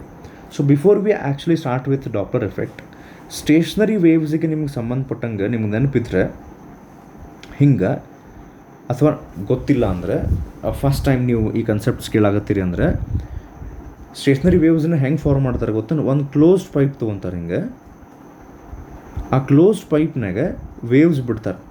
ಆ ವೇವ್ ಬಂದು ಇಲ್ಲಿ ಬಡ್ದು, ನಾ ಹೇಳಿದ್ನಲ್ಲ ಸ್ಟೇಷ್ನರಿ ವೇವ್ ಫಾರ್ಮ್ ಆಗ್ಬೇಕಂದ್ರೆ ವಾಲಿಗೆ ಬಡ್ದು ಇಟ್ ಶುಡ್ ರಿಫ್ಲೆಕ್ಟ್ ಬ್ಯಾಕ್.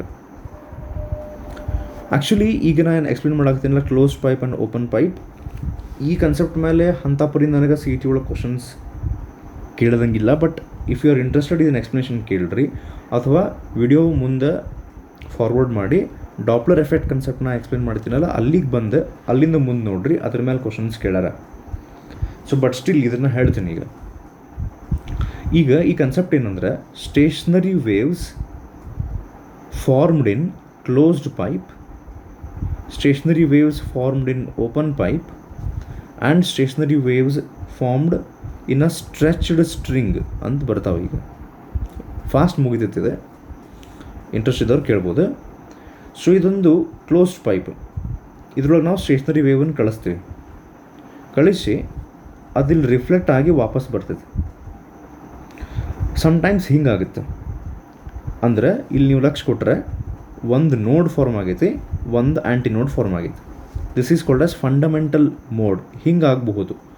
ಅಥವಾ ಅದ ಕ್ಲೋಸ್ಡ್ ಪೈಪ್ನೊಳಗೆ ನಾವು ಸಮ್ಟೈಮ್ಸ್ ವೇವ್ಸ್ ಕಳಿಸಿದ್ವಿ, ಅದು ಬಡ್ದು ವಾಪಸ್ ಬಂತು.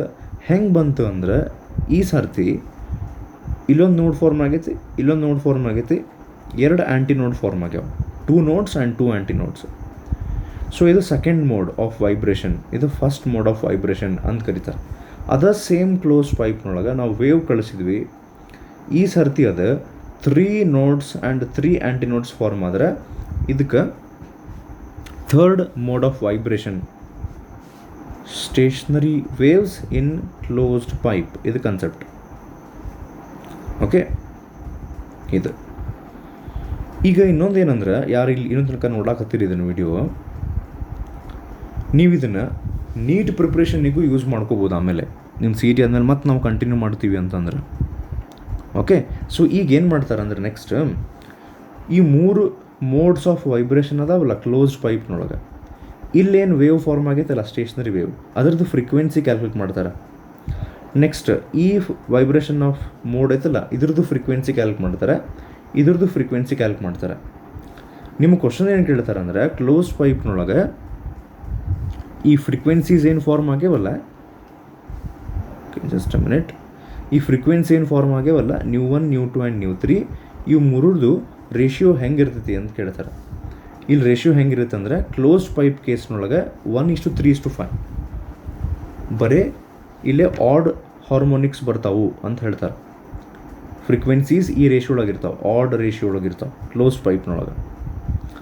ನೆಕ್ಸ್ಟ್ ಓಪನ್ ಪೈಪ್ನೊಳಗೆ ಸಮ್ಟೈಮ್ಸ್ ನಾವು ವೇವ್ ಕಳಿಸಿ ಇಲ್ಲೂ ಒಂದು ಸ್ವಲ್ಪ ಬೌಂಡರಿ ಚೇಂಜ್ ಇರ್ತೈತಿ, ಇಲ್ಲಿ ಮೀಡಿಯಮಿಗೆ ಬೌಂಡರಿ ಸ್ವಲ್ಪ ಚೇಂಜ್ ಆಗಿದ್ದಕ್ಕೆ ಅಲ್ಲೂ ರಿಫ್ಲೆಕ್ಟ್ ಆಗ್ತೈತೆ, ಅದು ವೇವ್ ರಿಫ್ಲೆಕ್ಟ್ ಆಗಿ ವಾಪಸ್ ಬರ್ತೈತಿ. This is called as first mode of vibration open ಪೈಪ್ನಾಗ. Next second mode of vibration, ಈ first and second mode of vibration ನಮಗೆ ಡಿಫ್ರೆನ್ಸಸ್ ನೋಡಿಕೊಂಡ್ರೆ, ಫಸ್ಟ್ ಮೋಡ್ನೊಳಗೆ there are 2 antinodes and 1 node, ಇಲ್ಲೇ 3 antinodes and 2 notes.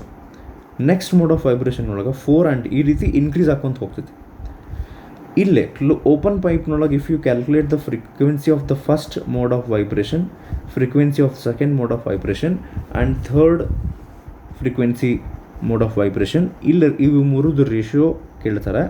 That ratio will be 1:2:3.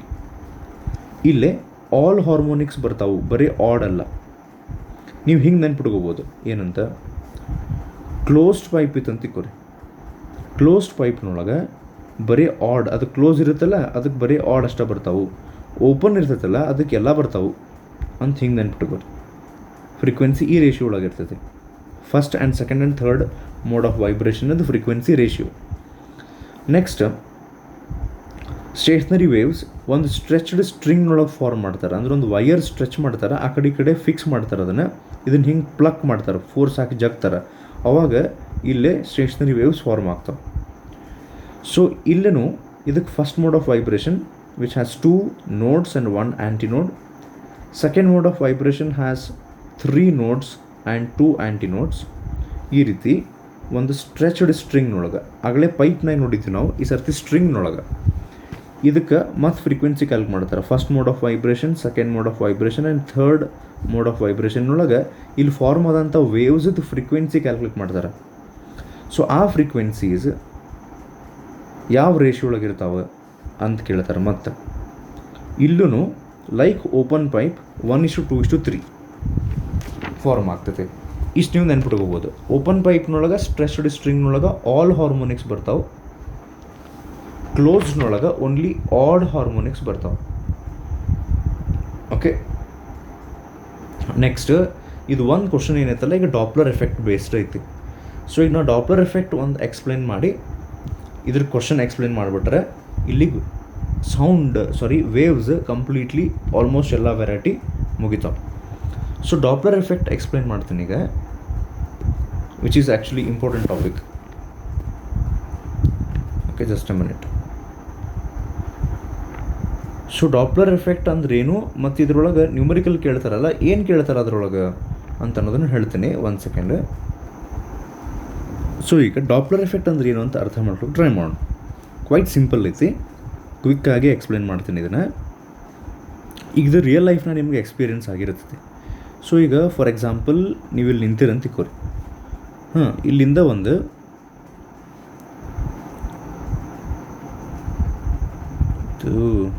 ಚಂದ ಆಗವಲ್ದು ಹೋಗಲಿ, ಇದು car ಬರಾಕತ್ತೈತಿ ನಿಮ್ಮ ಕಡೆ, ಹಾರ್ನ್ ಹಾಕ್ಕೊಂತ ಬರಾಕತ್ತೈತಿ. ಸೊ ನೀವು ಅಬ್ಸರ್ವ್ ಮಾಡಿದ್ರೆ ಕಾರ್ ನಿಮ್ಗಿಂತ ಸ್ವಲ್ಪ ದೂರ ಇದ್ದಾಗ, ಫಾರ್ ಅವೇ ಇದ್ದಾಗ ಅದರದ್ದು ಸೌಂಡ್ ನಿಮಗೆ ಸ್ವಲ್ಪ ಕಡಿಮೆ ಅನ್ಸುತ್ತೆ, ಫೇಂಟ್ ಅನ್ಸುತ್ತೆ, ಇಂಟೆನ್ಸಿಟಿ ಲೆಸ್ ಅನ್ಸುತ್ತೆ. As the car approaches you, as the car comes nearer to you, you will feel that the frequency of the note, intensity of that note ಅಂದರೆ sound increases, intensity and frequency increases ಅಂತ ಅನ್ಸುತ್ತೆ. And when the same car recedes from you and the car starts moving away from you, again you will find that the intensity and the frequency, okay, it tends to, or it feels like it is decreasing. ಇದಕ್ಕೆ ನಾವು Doppler effect ಅಂತ ಕರಿತೀವಿ. ಇಲ್ಲೊಂದು interesting fact ಐತೆ actually. ಏನಂದ್ರೆ when the car is moving towards you and the distance between you and car is 2 meters, for example. When the car is moving away from you and again the distance is 2 meters itself, actually ನಾ ಈಗ ಒಂದು question ಕೇಳಿದರೆ, ಇದು car ನಿಮ್ಮ ಹತ್ತಿರ towards you ಬರುಬೇಕಾರೆ ಎಷ್ಟು ನಿಮಗೆ sound intensity ಜೋರು ಸೌಂಡ್ ಅನಿಸುತ್ತಲ್ಲ, 2 ಮೀಟ್ರ್ ನಿಮ್ಮಿಂದ ದೂರದ ಕಾರ್ ಹೊಂಟಾಗ ಅವಾಗೇನು ಸೌಂಡ್ ಬರ್ತೈತಲ್ಲ, ಎರಡು ಸೇಮ್ ಇರ್ತಾವೆ, ಬೇರೆ ಬೇರೆ ಇರ್ತಾವೆ. ಡಿಸ್ಟೆನ್ಸ್ ಎರಡು ಕಡೆ ಸೇಮ್ ಐತೆ, 2 metre and 2 metre. But here the car is moving towards you, whereas here the car is moving away from you. Will you feel that the sound or intensity of the sound of the horn of the car, is it same or will it change? Interestingly, it will change. It is not same, even though distance is 2 meters. This is actually the importance of Doppler effect ಅಂತ ಹೇಳ್ಬೋದು ನಾವು. So Doppler ಎಫೆಕ್ಟ್ನ question ಏನು ಕೇಳ್ತಾರೆ directly ಅಲ್ಲಿಗೆ ಬಂದುಬಿಡ್ತೀನಿ. Because of the relative motion between the source and observer. ಈಗ like for example, will take an example. ಏನಂದರೆ, let us take that the car is our source and a person who is standing here is our observer. So because of the relative motion between the source and observer, what do you mean by relative motion? ಅಂದರೆ ಒಂದು car ನಿಮ್ಮ ಹತ್ರ ಬರ್ತಿರ್ಬೋದು, ಅಥವಾ ನೀವೇ car ಹತ್ರ ಹೋಗ್ತಿರ್ಬೋದು, ಅಥವಾ car ನಿಮ್ಮಿಂದ ದೂರ ಹೋಗ್ತಿರ್ಬೋದು, ಅಥವಾ ನೀವೇ ಕಾರ್ನಿಂದ ದೂರ ಹೋಗ್ತಿರ್ಬೋದು, ಅಥವಾ ನೀವು ಕಾರ್ ಇಬ್ಬರು okay mutually moving towards each other ಹಿಂಗೆ ಆಗ್ತಿರ್ಬೋದು, ಅಥವಾ ಕಾರ್ ಮತ್ತು ನೀವು ಇಬ್ಬರು moving away from each other ಇರ್ಬೋದು, ಅಥವಾ car is moving away from you and you are chasing the car, or you are moving away from the car and the car is moving towards you. ಇಷ್ಟು variety ಇರ್ತಾವೆ. ಇದಕ್ಕೇನು ಕರಿತೀವಿ? This all together this is called as relative motion between the source and the observer. So ಹಿಂಗೆ ಆಗೋದ್ರಿಂದ ಏನಾಗ್ತೈತಿ ಅಂದರೆ, ಇಲ್ಲಿ ಬರುವಂಥ ಸೌಂಡದ್ದು ವೇವ್ ಇರ್ತೈತಲ್ಲ, ಸೌಂಡ್ ವೇವ್, ಅದರದ್ದು ಫ್ರೀಕ್ವೆನ್ಸಿ ಚೇಂಜ್ ಆದಂಗೆ ಅನಿಸುತ್ತೆ. ಅಂದರೆ the frequency appears to change. ಎದ್ರದ್ದು ಕಾರಿಂದ ಹಾರ್ನ್ ಇರ್ತೈತಲ್ಲ, ಹಾರ್ನಿಂದ ಸೌಂಡ್ ಇರ್ತೈತಲ್ಲ, ಆ ಸೌಂಡ್ ವೇವ್ದ frequency appears to change. So the definition of Doppler effect goes like this: the apparent change in frequency of sound, the apparent ಅಂದರೆ frequency change ಆದಂಗೆ ಅನಿಸುತ್ತೆ, ಆ್ಯಕ್ಚುಲಿ ಚೇಂಜ್ ಆಗಿರೋಂಗಿಲ್ಲ. The apparent change in frequency of the sound because of the relative motion between the source and the observer is called Doppler effect ಅಂತ ಕರೀತಾರೆ. Okay, ಈಗ ನಾ ಏನು ಹೇಳಕ್ಕೆ ಟ್ರೈ ಮಾಡಾಕತ್ತೀನಿ, ಇದು ನಮ್ಮ ಕಾರ್, ಇವ ನಮ್ಮ ಅಬ್ಸರ್ವರ್. ಕಾರ್ ಚಂದ ಇತ್ತು ಬಿಡ್ರಿ ಅಂತ ಅನ್ಬಾರ್ದೆ.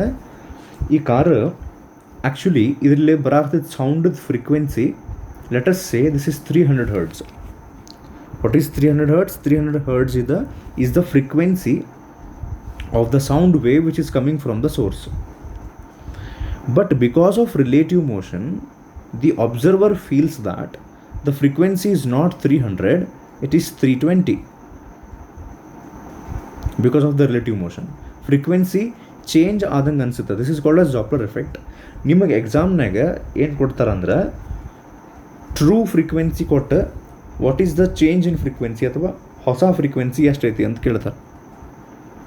Apparent frequency new dash is called as apparent frequency, new is called as true frequency. So ಇದಕ್ಕೊಂದು ಫಾರ್ಮುಲಾ ಇದೆ, ಡೈರೆಕ್ಟ್ಲಿ ಆ ಫಾರ್ಮುಲಾ ಹೇಳ್ತೀನಿ, ಆ ಫಾರ್ಮುಲಾ ಹಚ್ಚಿ ನಾವು ಸಾಲ್ವ್ ಮಾಡ್ಬೇಕಾಗ್ತೈತಿ. ಅಪರೆಂಟ್ ಫ್ರೀಕ್ವೆನ್ಸಿ ಅಂದರೆ ಹೊಸ ಫ್ರೀಕ್ವೆನ್ಸಿ. ಈಗ ನಾನು ಹೇಳಿದ್ನಲ್ಲ 300 ಇರ್ತೈತಿ which is true, nu dash is 320. ನಿಮಗೆ 320 ಅಂದರೆ ನ್ಯೂ ಡ್ಯಾಶ್ ಕ್ಯಾಲ್ಕುಲೇಟ್ ಮಾಡೋಕೆ ಹೇಳ್ತಾರೆ. So that nu dash is equals to ಅಂಥೇಳಿ ಒಂದು ಫಾರ್ಮುಲಾ ಬರ್ತೈತಿ. ಈಗ ಟ್ರೂ ಫ್ರೀಕ್ವೆನ್ಸಿ ಮಲ್ಟಿಪ್ಲೈಡ್ ಬೈ ನ್ಯೂಮರೇಟರ್ನಾಗ ಒಮ್ಮೆ ವೆಲಾಸಿಟಿ ಆಫ್ ಸೌಂಡ್, ಡಿನಾಮಿನೇಟರ್ನಾಗ ಒಮ್ಮೆ velocity of sound. Okay, plus or minus ನ್ಯೂಮರೇಟರ್ನೊಳಗೆ velocity of the observer if the observer is moving. ಅಂದ್ರೆ ಅಬ್ಸರ್ವರ್ ಹಿಂಗೆ ಓಡ್ಕೊಂಡು ಹೊಂಟಾನ ಅಂತಿಕೋರಿ, ಸೋರ್ಸ್ ಕಡೆಯಾರ ಅಥವಾ ಸೋರ್ಸಿಂದ ದೂರರ ಹೊಂಟಿದ್ರೆ ಅವಾಗ ವೆಲಾಸಿಟಿ ಆಫ್ ಅಬ್ಸರ್ವರ್ ಬರ್ತೈತಿ. If the observer is not moving at all ಅವಾಗ ನಾವು ಈ ಜಗದಾಗ 0 ಹಾಕ್ತೀವಿ, if the observer is at rest. Next ಡಿನಾಮಿನೇಟರ್ನೊಳಗೆ plus or minus V S, this is a formula. Plus or minus ಅಂದ್ರೆ ಏನು, ಯಾವಾಗ ಪ್ಲಸ್ ಯಾವಾಗ ಮೈನಸ್ ಅದನ್ನು ಹೇಳ್ತೀನಿ ನೆಕ್ಸ್ಟ್ ಈಗ. So this is a formula. ನಿಮಗೆ ಜನರಲಿ ಈ ಅಪರೆಂಟ್ ಫ್ರೀಕ್ವೆನ್ಸಿ ಕೇಳ್ತಾರೆ, or sometimes what is the change in frequency ಕೇಳ್ತಾರೆ. ಚೇಂಜ್ ಇನ್ ಫ್ರೀಕ್ವೆನ್ಸಿ ಅಂದರೆ ಅವ್ರು ನಿಮ್ಗೆ ಟ್ರೂ ಫ್ರೀಕ್ವೆನ್ಸಿ ಕೊಟ್ಟಿರ್ತಾರೆ 300. ಚೇಂಜ್ ಇನ್ ಫ್ರೀಕ್ವೆನ್ಸಿ ಕೇಳಿದ್ರೆ ನೀವೇನು ಮಾಡೋಕ್ಕಾಗ್ತೈತಿ, you will have to calculate nu dash 320. In some questions ನಿಮ್ಗೆ ನ್ಯೂ ಡ್ಯಾಶ್ ಕೇಳ್ತಾರೆ, what is the apparent frequency. ಯಾವಾಗ ಚೇಂಜ್ ಇನ್ ಫ್ರೀಕ್ವೆನ್ಸಿ ಕೇಳ್ತಾರೆ ನೀವು 320 ಮೈನಸ್ 300 ಮಾಡಿ ಆನ್ಸರ್ ಈಸ್ 20 ಅಂತ ಹೇಳಬೇಕು. ಸೊ ಏನೇ ಇರಲಿ ಫಾರ್ಮುಲಾ ಏನಿಲ್ಲ, nu dash is equals to ಅಂದರೆ apparent frequency is equals to true frequency into velocity of sound. Velocity of sound is 340 metre per second. ಇದನ್ನು ಕ್ವಶನ್ಸ್ನೊಳಗೆ ಕೊಟ್ಟಿರ್ತಾರೆ ಜನರಲಿ, ಅಥವಾ ನೀವು ನೆನಪಿಟ್ಕೋಬೇಕಾಗ್ತೈತಿ. ವೆಲಾಸಿಟಿ ಆಫ್ ಸೌಂಡ್, ಇದು ವೆಲಾಸಿಟಿ ಆಫ್ ಸೌಂಡ್, ಇದು velocity of sound. Plus or minus velocity of observer, ಡಿನಾಮಿನೇಟರ್ನೊಳಗೆ plus or minus source, velocity of source. ಈಗ ಅಬ್ಸರ್ವರ್ ನ್ಯೂಮಿನೇಟರ್ನಾಗ ಬರೀಬೇಕು, ಸೋರ್ಸನ್ನು ಡಿನಾಮಿನೇಟರ್ನಾಗ ಬರೀಬೇಕು. ಇದು ಕನ್ಫ್ಯೂಸ್ ಆಗಿ ಸೋರ್ಸ್ ಮೇಲೆ ಅಬ್ಸರ್ವರ್ ಕೆಳಗೆ ಬರೆದ್ಬಿಟ್ರಪ್ಪ ನಾವು. ಇದಕ್ಕೊಂದು ಟ್ರಿಕ್ ಐತೆ. ಈಗ ಸೋರ್ಸ್ ಮತ್ತು ಅಬ್ಸರ್ವರ್ ಒಳಗೆ ಅಬ್ಸರ್ವರ್ ಯಾರು ತೊಗೊಂಡು ನಾವು ಮನುಷ್ಯ ಹೌದಲ್ಲ ರೀ. ಮನುಷ್ಯ ಅಂದರೆ ಫಾರ್ ಎಕ್ಸಾಂಪಲ್ ನಾವು ಅಂತ ಅನ್ಕೋರಿ. ಈಗ ನಮಗೆ ಯಾರು ಇಂಪಾರ್ಟೆಂಟು, ನಮಗೆ ನಾವು ಇಂಪಾರ್ಟೆಂಟು, ನಮಗೆ ಕಾರ್ ಇಂಪಾರ್ಟೆಂಟು. ನಮಗೆ ನಾವೇ ಇಂಪಾರ್ಟೆಂಟ್ ಹೌದಲ್ಲ. ಅಂದ್ರೆ ಅಬ್ಸರ್ವರ್ ನಮಗೆ ಇಂಪಾರ್ಟೆಂಟ್, ಕಾರ್ ಆಮೇಲೆ, ಫಸ್ಟ್ ನಾವು ಆಮೇಲೆ ಕಾರು. ಸೊ ಅಬ್ಸರ್ವರ್ ನಮಗೆ ಇಂಪಾರ್ಟೆಂಟ್, ಅದಕ್ಕೆ ಮ್ಯಾಲೆ ಬರಿಬೇಕು. ಈ ಫಾರ್ಮುಲಾ ಹೆಂಗೆ ಯೂಸ್ ಮಾಡ್ಕೋಬೇಕು ಆಮೇಲೆ ಹೇಳ್ತೀನಿ. ಫಸ್ಟಿಗೆ ಅದನ್ನು ಫಾರ್ಮುಲಾ ಬರಿಬೇಕು ಹೆಂಗೆ. ಪ್ಲಸ್ ಆರ್ ಮೈನಸ್ ಏನಿದು, ಈ ಪ್ಲಸ್ ಆರ್ ಮೈನಸ್ ಯಾಕೆ ಬರ್ತಾವಂತ ಹೇಳ್ತೀನಿ ಫಸ್ಟಿಗೆ.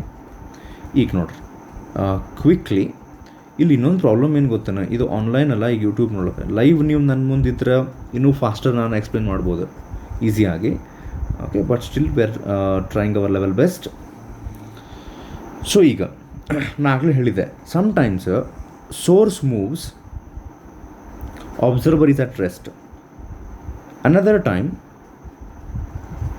source is at rest, observer starts to move. Sometimes source moves away, observer is at rest. Sometimes observer moves away. Sometimes source and observer move towards each other. Sometimes source and observer move away from each other. ಹಿಂಗೆ variety ಬರ್ತಾವೆ. ಅದ್ರ ತಕ್ಕಂಗೆ ನಾವು plus or minus choose ಮಾಡ್ಬೇಕು. ಇದಕ್ಕೊಂದು ಭಾರಿ simple trick ಐತೆ. ಫಸ್ಟಿಗೆ ಇನ್ನೊಂದು ಸರ್ತಿ ಫಾರ್ಮುಲಾ ಬರೆದ್ಬಿಡೋಣ. Apparent frequency is equals to true frequency multiplied by velocity of sound, 340 plus or minus velocity of ಯಾರು ಅಬ್ಸರ್ವರ್, ಅವ ರೆಸ್ಟ್ನೊಳಗಿದ್ದರೆ 0 plus or minus velocity of source ರೆಸ್ಟ್ನೊಳಗಿದ್ರೆ ಅದನ್ನು 0 ಹಾಕೋದಿಲ್ಲ, ಅಲ್ಲಿ ಏನೈತೆ ವ್ಯಾಲ್ಯೂ ಹಾಕೋದು. ಸೊ ಇಲ್ಲಿ ಪ್ಲಸ್ ಆರ್ ಮೈನಸ್ ಹೆಂಗೆ ಡಿಸೈಡ್ ಮಾಡ್ಬೇಕು, ಇದಕ್ಕೊಂದು ಬೆಸ್ಟ್ ಟ್ರಿಕ್ ಐತೆ. ಇದನ್ನು ನೀವು ಒಂದು ನೆನ್ಪಿಟ್ಕೋಬೇಕು. ಏನಂದ್ರೆ ಒಂದು ಇಮ್ಯಾಜಿನೇಷನ್, ನಮ್ಮ ಇಮ್ಯಾಜಿನೇಷನ್ನೊಳಗೆ ಇದು ಕಾರು ನಮ್ಮಕ್ಲಿ ಭಾಳ ತಾತ್ ನಾ ಎಕ್ಸ್ಪ್ಲೇನ್ ಮಾಡಕತ್ತಿ. ಇವತ್ತು ಜಾಸ್ತಿ ವಿಡಿಯೋಸ್ ಮಾಡೀನಿ, ಹಿಂಗಾಗಿ ಪಟ್ಟ ತಲೆ ಓಡೋದು. ಸೊ ನಾವೊಂದು ಇಮ್ಯಾಜಿನೇಷನ್ ಮಾಡೋಣ. ಈಗ ನಮ್ಮ ಇಮ್ಯಾಜಿನೇಷನ್ನೊಳಗೆ ಸೋರ್ಸ್ ಯಾವಾಗಲೂ ಲೆಫ್ಟ್ ಸೈಡ್ ಇರ್ತೈತಿ, ಅಬ್ಸರ್ವರ್ ಯಾವಾಗಲೂ right side ನಿಂತಿರ್ತಾನೆ.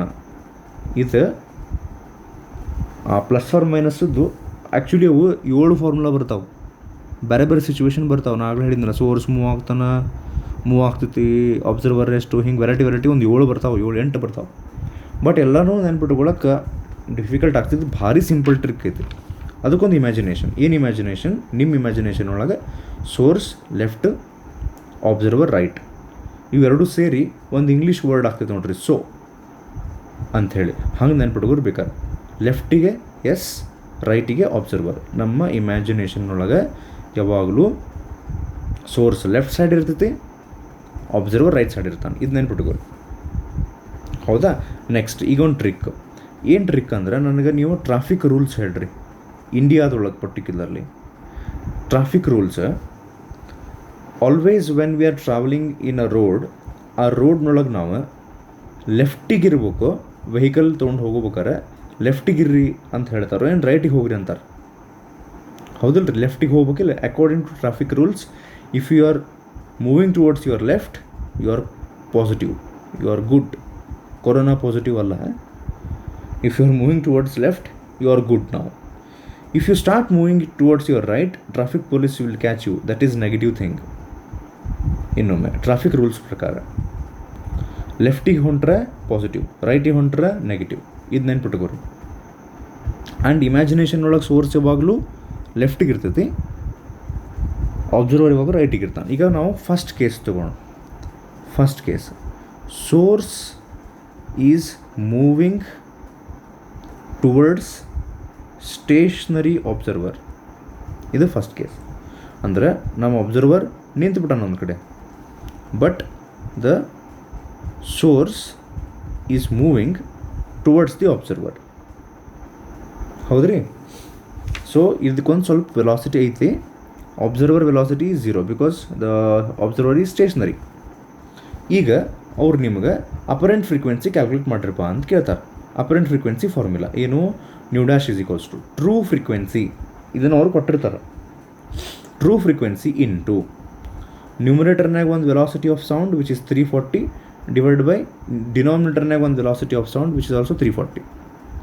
ಈಗಿಲ್ಲೇ plus or minus velocity of observer ಬರೀಬೇಕು ನಾವು. ಆದರೆ here observer is at rest, so no need to worry about that. ಬಿಟ್ಬಿಟ್ರೆ ಅದನ್ನು ಡಿನಾಮಿನೇಟರ್ನೊಳಗೆ ಪ್ಲಸ್ ಬರೀಬೇಕು, ಮೈನಸ್ ಬರೀಬೇಕು. ಇದು ನಮಗೀಗ ಕನ್ಫ್ಯೂಷನ್, ಸಾರಿ. ಹಾಂ, ಸೊ ಇಲ್ಲಿ ನಾವು ಇದು ವಿ ಎಸ್ ಓದಿಲ್ಲ ರೀ, ಈಗ ವೆಲಾಸಿಟಿ ಆಫ್ ಸೋರ್ಸ್ ಇದು. ಇದನ್ನು ಪ್ಲಸ್ ಬರೀಬೇಕು ಮೈನಸ್ ಬರೀಬೇಕು ಹೆಂಗೆ ಅಂತ ಹೇಳ್ತೇನೆ. ಈಗ ನಮ್ಮ ಇಮ್ಯಾಜಿನೇಷನ್ ಒಳಗೆ ಸೋರ್ಸ್ ಯಾವಾಗಲೂ ಲೆಫ್ಟಿಗೆ ಐತಿ, ಅಬ್ಸರ್ವರ್ ಯಾವಾಗಲೂ ರೈಟಿಗೆ ಅದ. So here look at the source, it is moving towards observer. Observer ರೈಟಿಗೆ ಇರ್ತಾನೆ, ಸೋರ್ಸ್ ಲೆಫ್ಟಿಗೆ ಇರ್ತೈತಿ. Source is moving towards observer. If source is moving towards observer, ಯಾವ ಡೈರೆಕ್ಷನಾಗ ಹೊಂಟಿಗಿದು? It is moving towards right. ಹೆಂಗೆ ಹೊಂಟತೆ? ರೈಟ್ ಕಡೆ. ನಾ ಆಗಲೇ ಹೇಳೀನಿ, ಟ್ರಾಫಿಕ್ ರೂಲ್ಸ್ ಪ್ರಕಾರ ರೈಟ್ ಕಡೆ ಹೋದ್ರೆ ಏನು? ಟ್ರಾಫಿಕ್ ರೂಲ್ಸ್ ಪ್ರಕಾರ ರೈಟ್ ಕಡೆ ಹೋದ್ರೆ negative.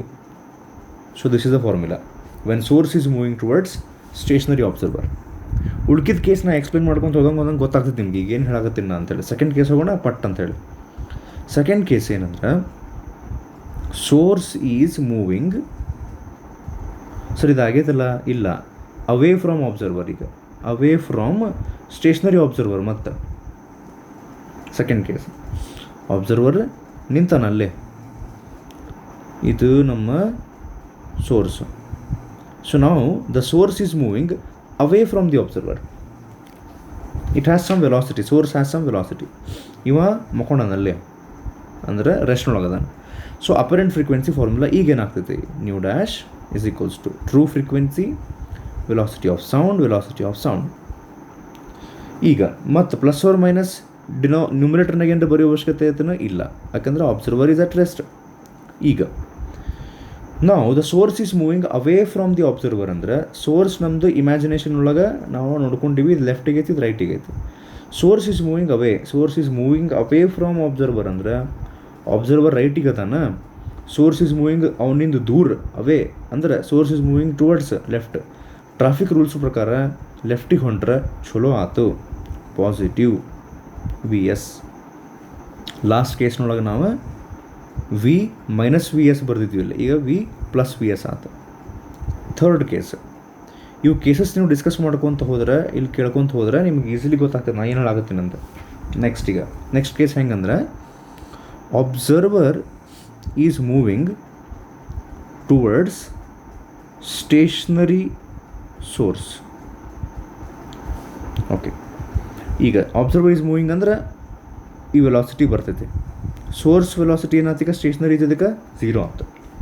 Observer is moving towards source ಅಂದ್ರೆ ಅಬ್ಸರ್ವರ್ ನಮ್ಮ ಇಮ್ಯಾಜಿನೇಷನ್ನಾಗ ಯಾವ ಸೈಡ್ ಅದನ, right side. He is moving towards source ಅಂದ್ರೆ ಸೋರ್ಸ್ ಯಾವ ಸೈಡ್ ಐತಿ, left. So observer is moving towards ಲೆಫ್ಟಿಗೆ ಹೊಂಟಾನಂದ್ರೆ ಚಲೋ ಆಯ್ತು, ಪಾಸಿಟಿವ್. ಅದಕ್ಕೆ apparent frequency is equals to true frequency into velocity of sound. Observer is moving towards stationary source ಲೆಫ್ಟಿಗೆ ಐತಿ.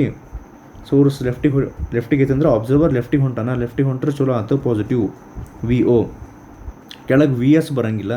ಎದಕ್ಕೆ ಹೇಳ್ರಿ, ವಿ ಎಸ್ ಏನಾಗೈತಿಲ್ಲೇ 0.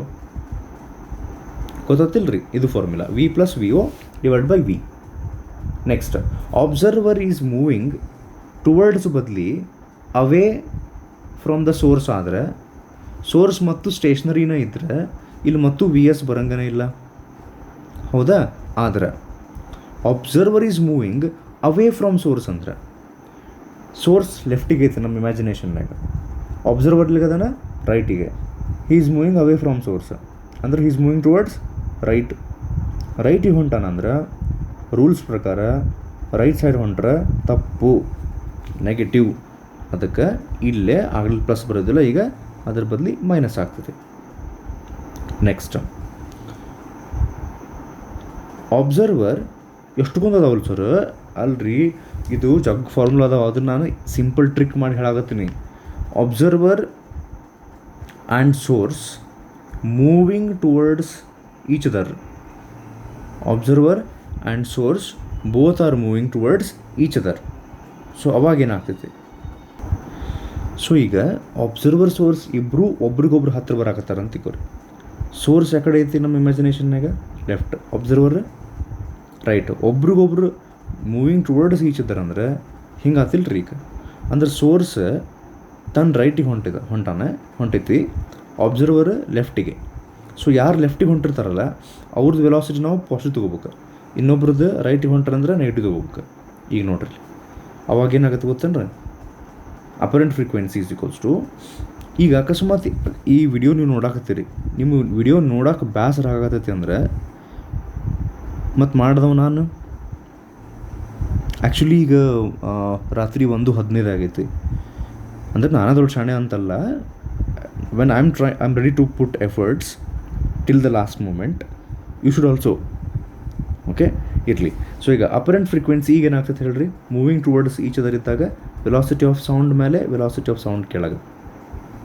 ನಿಮ್ಗೆ ನೆನಪಿದ್ರೆ ಮೂವಿಂಗ್ ಟುವರ್ಡ್ಸ್ ಈಚ್ ಅದರ್ ಅಂದರೆ observer is moving towards source ಅಂದರೆ ಅಬ್ಸರ್ವರ್ ಲೆಫ್ಟಿಗೆ ಹೋಗ್ಬೇಕು, ಅದಕ್ಕೆ ಅವ ಚಲೋ ಕೆಲಸ ಮಾಡಾಕತ್ತಾನ, positive. Source is moving towards right ಅಂದರೆ ನೆಗೆಟಿವ್. ಗೊತ್ತಾಗ್ತಿಲ್ಲ ರೀ ಈಗ.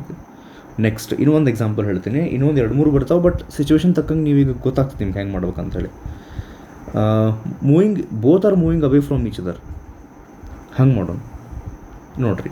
Source is moving away from each other ಅಂದರೆ source is moving away, observer is also moving away ಅಂದ್ರೆ ಅಬ್ಸರ್ವರ್ ಯಾಕಡೆ ಹೊಂಟಾನೆ, ರೈಟಿಗೆ.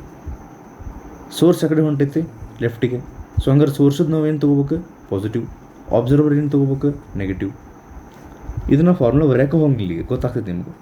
Next, source is moving away, observer is moving towards source, ಎರಡು ಲೆಫ್ಟಿಗೆ ಅಂದರೆ ಇದು ಪಾಸಿಟಿವ್ ತೊಗೋಬೇಕು.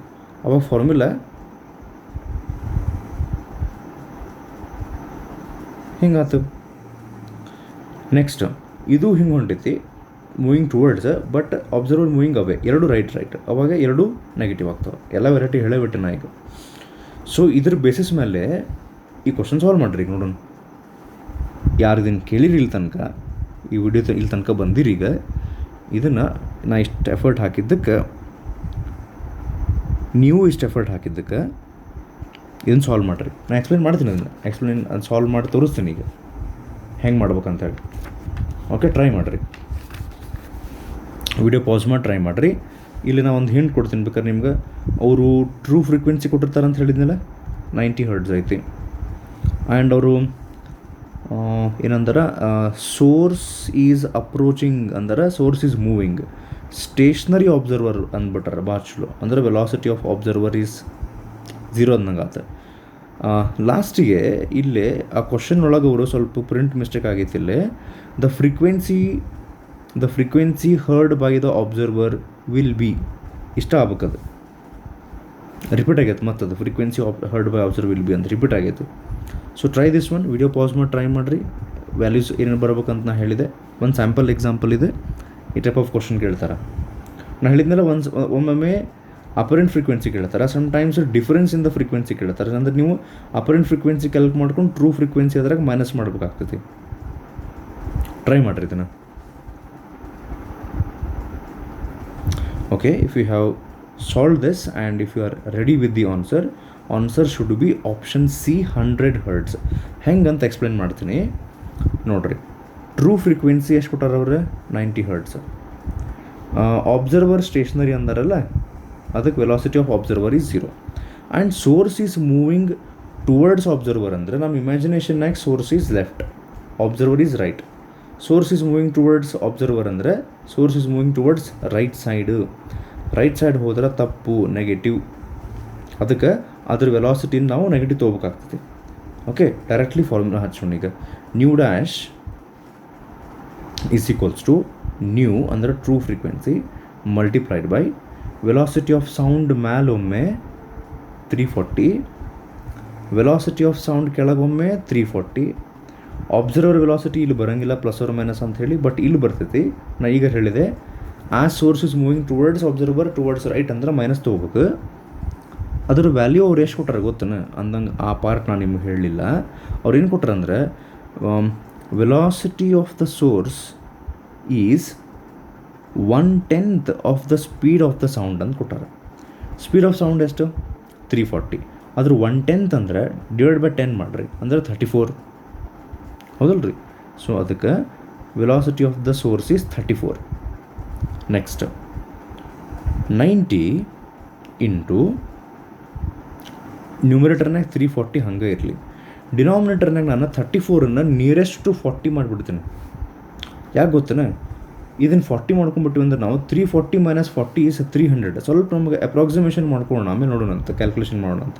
So 0 cancel, 0 cancel, 3 1s 3 3s. So 34 3s, 30 3s ಎಷ್ಟು?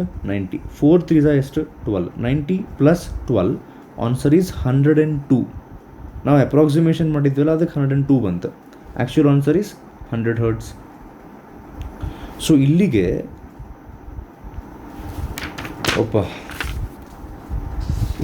ಇನ್ನೊಂದು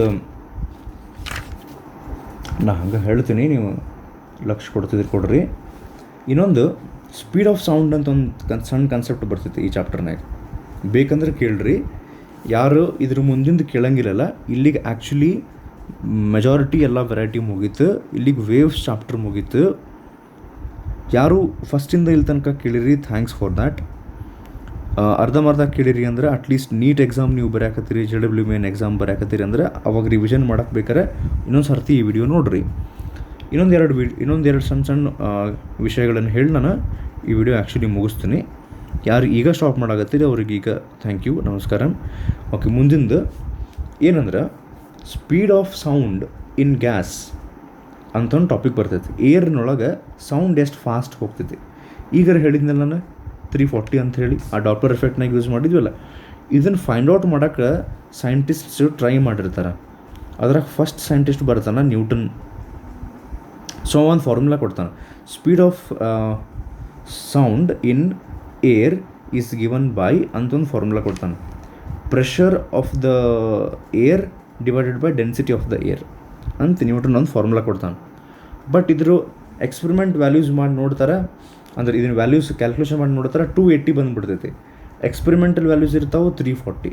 so ಅದಕ್ಕೆ Newton's formula for velocity of sound discard ಆಗ್ತೈತಿ. ಲ್ಯಾಪ್ಲೇಸ್ ಅನ್ನುವಂಥ ಒಬ್ಬ ಸೈಂಟಿಸ್ಟ್ ಬಂದು ಈ ನ್ಯೂಟನ್ನಿಂದ ಕೊಟ್ಟಿದ್ದ ಫಾರ್ಮುಲಾದೊಳಗೆ ಸ್ವಲ್ಪ ಚೇಂಜ್ ಮಾಡಿ ಅವ P/ρ ಅಂತ ಕೊಟ್ಟಿದ್ನಲ್ಲ, pressure divide by density.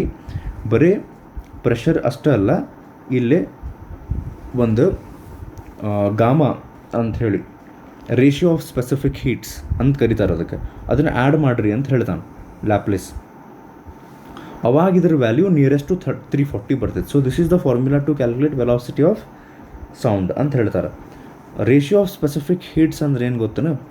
Specific ಹೀಟ್ನೊಳಗೆ 2 type ಇರ್ತಾವೆ. ಮತ್ತು ಗ್ಯಾಸಿಗೆ ಬಂದಾಗ specific heat at constant pressure and specific heat of the gas at constant volume ಅಂತ. ಇದನ್ನು ಕೆಮಿಸ್ಟ್ರಿ ಒಳಗೂ ಕಲ್ತಿರ್ತೀರಿ. ಅದ್ರದ್ದು ರೇಷಿಯೋ ಇದು, ರೇಷಿಯೋ ಆಫ್ ಸ್ಪೆಸಿಫಿಕ್ ಹೀಟ್ಸ್ ಅಂತ ಕರೀತಾರೆ.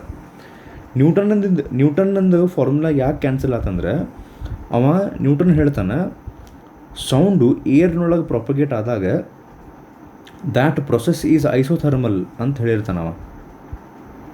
There is no change in temperature in the air when sound travels through that ಅಂತ Newton ಹೇಳ್ತಾನೆ.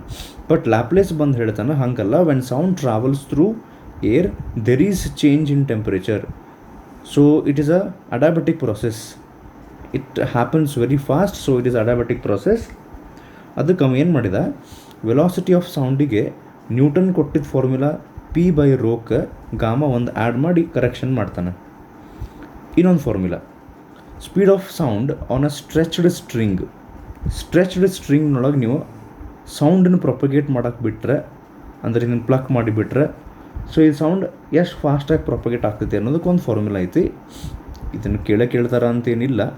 Velocity of sound on a stretched string is root of T/m, where T is the tension in the string. ನೀವು ಅದನ್ನು pluck ಮಾಡಿದಾಗ ಅಥವಾ ಆ ಕಡೆ ಈ ಕಡೆ ಹಿಂಗೆ ನಾವು ಫಿಕ್ಸ್ ಮಾಡಿದಾಗ ಅದ್ರಾಗಿರುವಂಥ ಟೆನ್ಷನ್, ಡಿವೈಡೆಡ್ ಬೈ m ಅಂದ್ರೆ linear mass density of the wire. ಅಂದರೆ ಆ್ಯಕ್ಚುಲಿ m ಅಂದ್ರೆ ಮಾಸ್ ಆಫ್ ದ ವಯರ್ ಅಲ್ಲ, mass of the wire divided by length of the wire. ಇದನ್ನು ಸ್ಮಾಲ್ m ಅಂತ ಬರೆದಿರ್ತಾರೆ. Small m is actually mass of the wire divided by length of the wire. So velocity of sound on a stretched string is tension in the string divided by linear mass density, where linear mass density is mass of the wire divided by length. So ಇಲ್ಲಿಗೆ almost ಎಲ್ಲನೂ ಮುಗೀತು waves chapter ಇತ್ತು. So if you have seen the entire video, thanks for that. So ಇಲ್ಲೇ ನೀವು ಹಾಕಿದ್ದ efforts useful ಆಗ್ತಾವಂತ ಅಂದ್ಕೊಂಡಿನಿ. Tension ತೊಗೊಳ್ಳಾರ್ದ ಎಕ್ಸಾಮ್ ಬರ್ರಿ. ಇವು CET ಎಕ್ಸಾಮು ಇವೆಲ್ಲ ನಿಮ್ಮ ಲೈಫ್ನೇನು ಡಿಸೈಡ್ ಮಾಡೋಂಗಿಲ್ಲ, ನನಗದು ಗೊತ್ತು. ಬಟ್ ಸ್ಟಿಲ್ ಎಫರ್ಟ್ಸ್ ಹಾಕಬೇಕಾಗ್ತೈತೆ. ಸೊ ನಮಸ್ಕಾರ, thank you for your time.